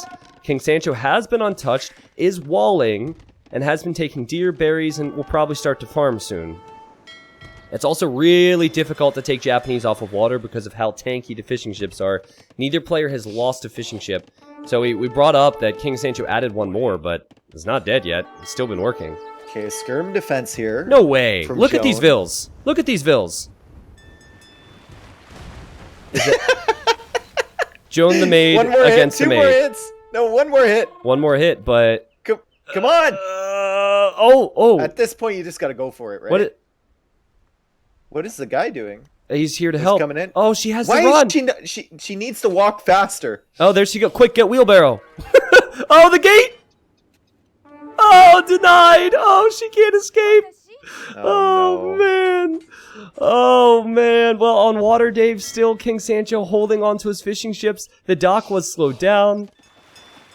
She is, unfortunately, F's in the chat for her. She is dead. YOLO. How epic would it be? At some point, you just gotta... Yeah, if she had gone through or, like, dodged. Yeah. That would have been good. Well, Dave, it's 40 pop versus 48. Joan the Maid has the lead. And I think for King Sancho, you've Is got to another hold on to villager water. going to go down to this archer here? Oh, 1 HP hops into the tower. Wait, I'm sorry. I'm really frazzled. In Which Joan's one? base. Yeah. Okay. It's on the farm on now. the farm He's now. a farmer now. It's He tried his hand at building walls. He doesn't like it. He's a farmer now. It's a simple life, but someone has to do it. Yeah. Okay. So 18 food against 17. Look, and I'm talking villagers on food, but Dave, look at the resource count. It's so close. This is just like they're both doing the same thing here. The only difference is that Joan got the upgrade because he won the early fight. Yeah. And then Sancho went for archers earlier. Yeah. Such a close match here. Yeah, the man-at-arm fight was better, and then the quick switch onto the dock. I did not expect Joan to add a second dock there. And normally if you go man-at-arms, it's immediate archer follow-up. That surprised me, even after I've seen so many players play this. Well, he timed it really well. Like, he knew the amount of archers and skirmishers that Sancho could have possibly had wasn't enough to really kill any villagers. Yeah. He'll have enough time to get a tower down, have enough time to get a range down. But Dave, And now he has the fishing eco. This is going to Castle Age, and it's going to be incredibly even. I mean, this is incredible. Both players building a market to buy some res. We have 2 towers now on that main gold for Joan. Both players have ranged units. Oh, I'm speechless. Like, this can't be the first best of 5 of the day. This has been a treat. Feels like we should end after this. Are you guys fine with that if we just stop? Yeah, I think actually 44,000 viewers. I think we'll stop. We won't shoot for 50,000. No, never. Honestly, 44 is enough. I feel like thousands of people here are just invested in staying to see if Joan Look at the or Sancho Castle pull it Age out. times. Are you kidding me?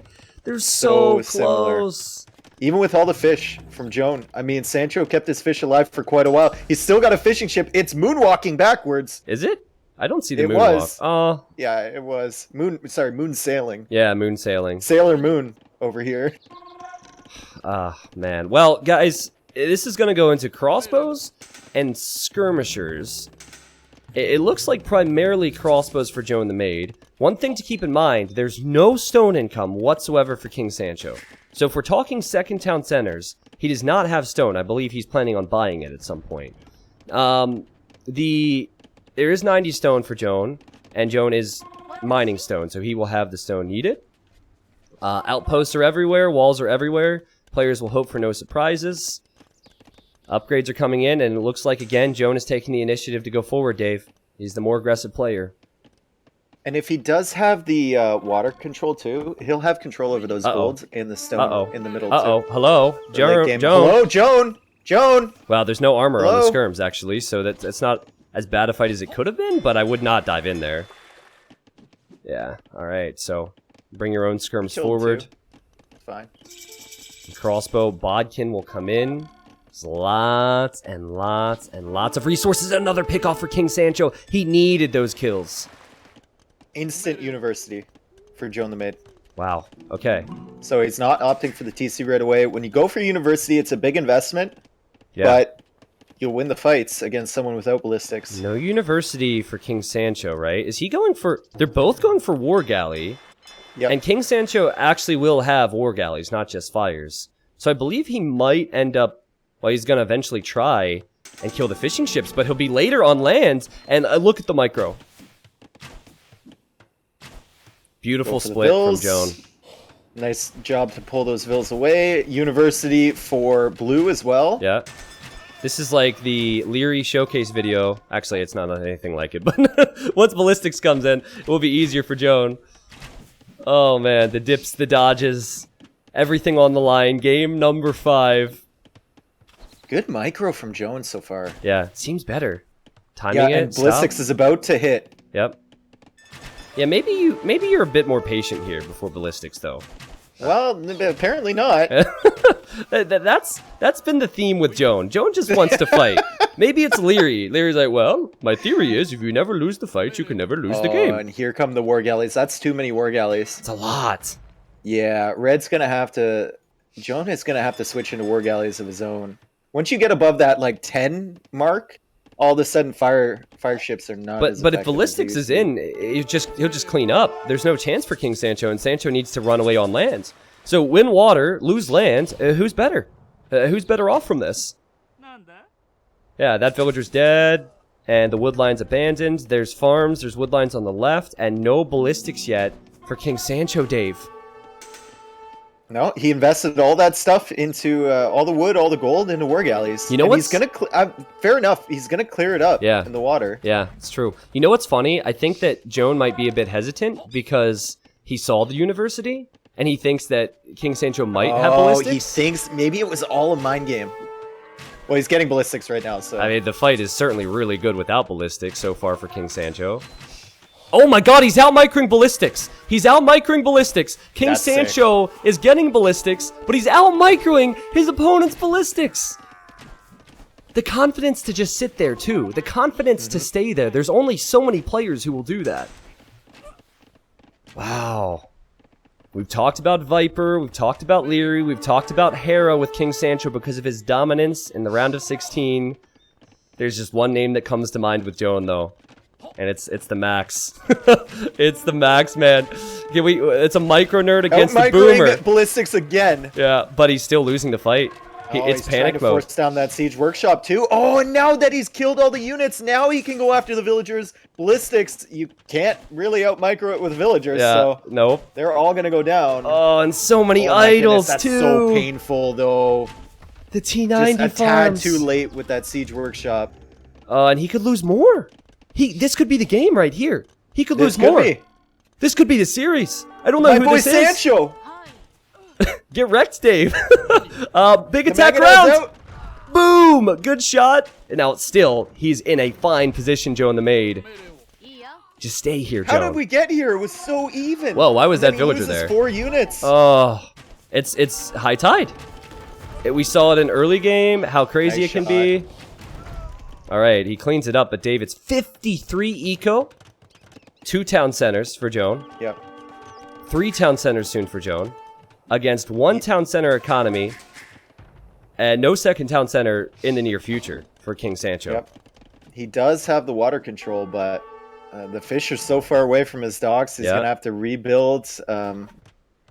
Yeah, it's Wow. looking rough for Sancho. It's like he was 30 seconds too late with that siege workshop. He was a bit worse with the initial micro with the man-at-arms engagement. He then lost 2 villagers. He then lost the fish. Everything he was slightly later to. Joan's strategy with the same civ was better, and now Joan says, all right, you have a Mangonel, that's cool. I know how to split too, you nerd. Easy. Oh, I'm loving it. Joan just needs to hold and boom. Really, I mean, you obviously need to pressure. I think a forward siege workshop. Or maybe a knight! He's making some knights. Yeah, that could be good. He will know. He will know he's way ahead right now, Dave. Yep, the score is all water for Sancho. So if you're looking at the score and you're thinking this is super, super close right now, water gives a huge boost. Yeah. Now, I just Your need to score, and clarify Joan with this will know fact. that. Real quick, these are not splits in Hidden Cup 3. These are splits after 6,000 matches. I don't want people to think that this data is coming from Hidden Cup 3. This is just players' games. All right? Everyone starts freaking out like, it is the Viper, you know? Oh, man. I love the armor upgrade. You definitely need armor and... Look at Feles there with that stat. He never... Oh man, Yeah. he just the Finns just don't care, dude. No, they don't care. They just have good No. strategy. And all 2 villagers died to the knights already. 3 vills. Look at the micro. The crossbows are going to go down. The knights will probably run this direction. Mangonels are coming in. We've seen the traps before from Sancho, but there's no possibility for a trap here. He's just trying to live. Oh my at the god! moment. Again, the micro there with the villager, but it's fancy. But you save the villager for 10 seconds before he goes down anyway. It's 66 villagers for Joan the Maid. It's 51 for King Sancho, and he has so many more idols. 10 to be exact. Yep. And Joan, just get out of there. Switch up your focus a little bit. Maybe, you know, try and hit the other side if you can. Just surround him. Just see, look at this. He goes in on the right, so King Sancho addresses it, and now Joan will go back in on the left. They're both dancing. Oh, but more is dying for King Sancho. Dave, are we talking one of the top 5 players about to go down here?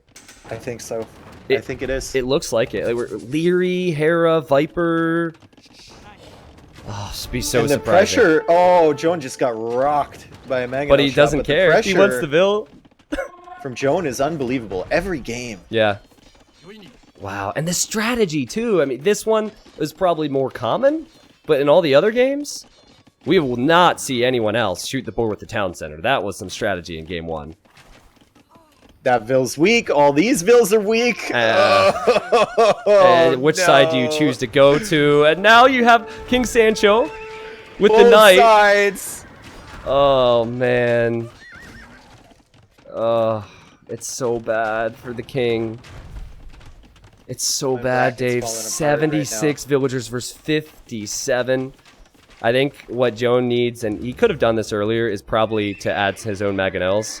Yeah, he's sending a villager forward. Yeah. I think she's probably for a forward siege workshop. Yep, there it is, right there. Yep. I loved that. Honestly, the army mobility from Joan is deceptively quick. He doesn't have the splits, but the recognition to say, oh, you're addressing me on the right, whoop, and swoop in on the left at the same time was crazy. Yep. He could have easily just all sat he back, needs, but he did all that. he needs to do right now is nibble away. Yeah. Just keep picking away at the eco from Sancho. Yours is safe at home. You know that. You know you don't have water, but it doesn't matter because you've got more than enough on farms right now to make up for it. Dave, King Sancho has not had horse collar. So, to make matters worse for his farming eco, he does not have horse collar. Nikov well, I mean, confirmed? he's had to abandon all the ones that he made, so it doesn't really matter, does it? Oh my goodness, man. Oh, this is so incredible. And now, look again! He swoops in with knights. He has +2 knights. Yep. He's not taking this to imp. He'll take out the Mangonel. And then he'll place a castle on King Sancho's face and say, thanks for playing Hidden Cup 3. Enjoy watching me move on to the next round. Because there's no way that this castle is denied. No way. This is the swan song for King Sancho. I know he had a lot of fans out there. Like you? Including me. Amazing performances from him, but there's, I think, definitively no way back from this situation. Nope. Even if he kills these units. He's not going to, apparently. Well, knowing that I said that, he probably will. Yeah, but no. He's even quick walling too. Keeping him out. Yeah. Oh my goodness. Geez. I'm loving it, man. I'm loving it. It's just pure strategy win from Joan. Amazing skill, amazing performance, but the amount of strategy that he pulled out in this best of 5. You want to know what's awesome? If he moves on, well, he will move on to the semifinal, and whoever faces him in the semifinal will not know the strategies going into it, because the games are played behind closed doors.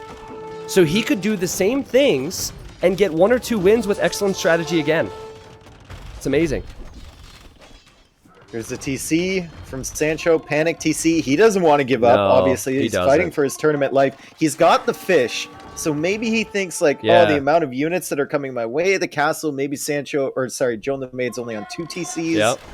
You know, maybe he doesn't have that good of a boom behind it. He's got 4 TCs and an amazing boom behind it. He made a cav archer. That's a flex right there. Japanese cav archers.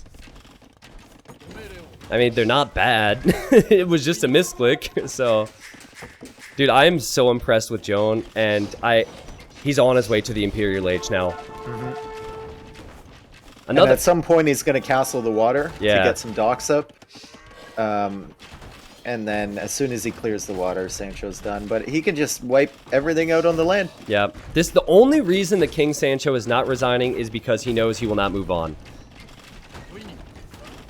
So the loser of this quarterfinal, I believe, earns a little over $2,000. So that's not too bad.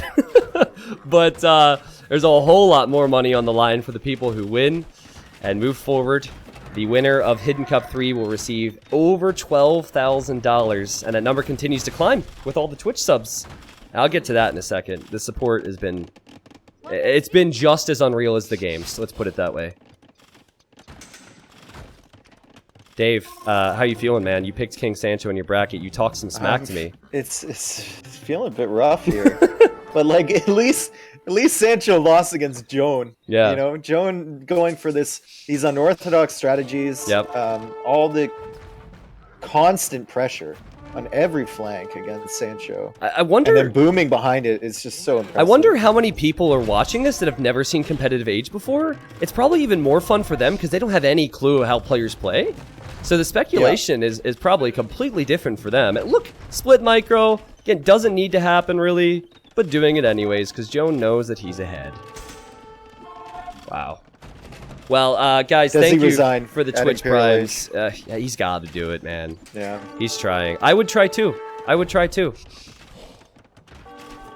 But there's no way that King Sancho can be upset with his performance in this best of 5. He 3-0'd in round 1, and he played insanely good in this best of 5. Joan the Maid could be making it to the finals for all we know. Joan the Maid wins against King Sancho. The first quarterfinal is probably one of the best of 5s I've ever seen. How do you sum it up, Dave?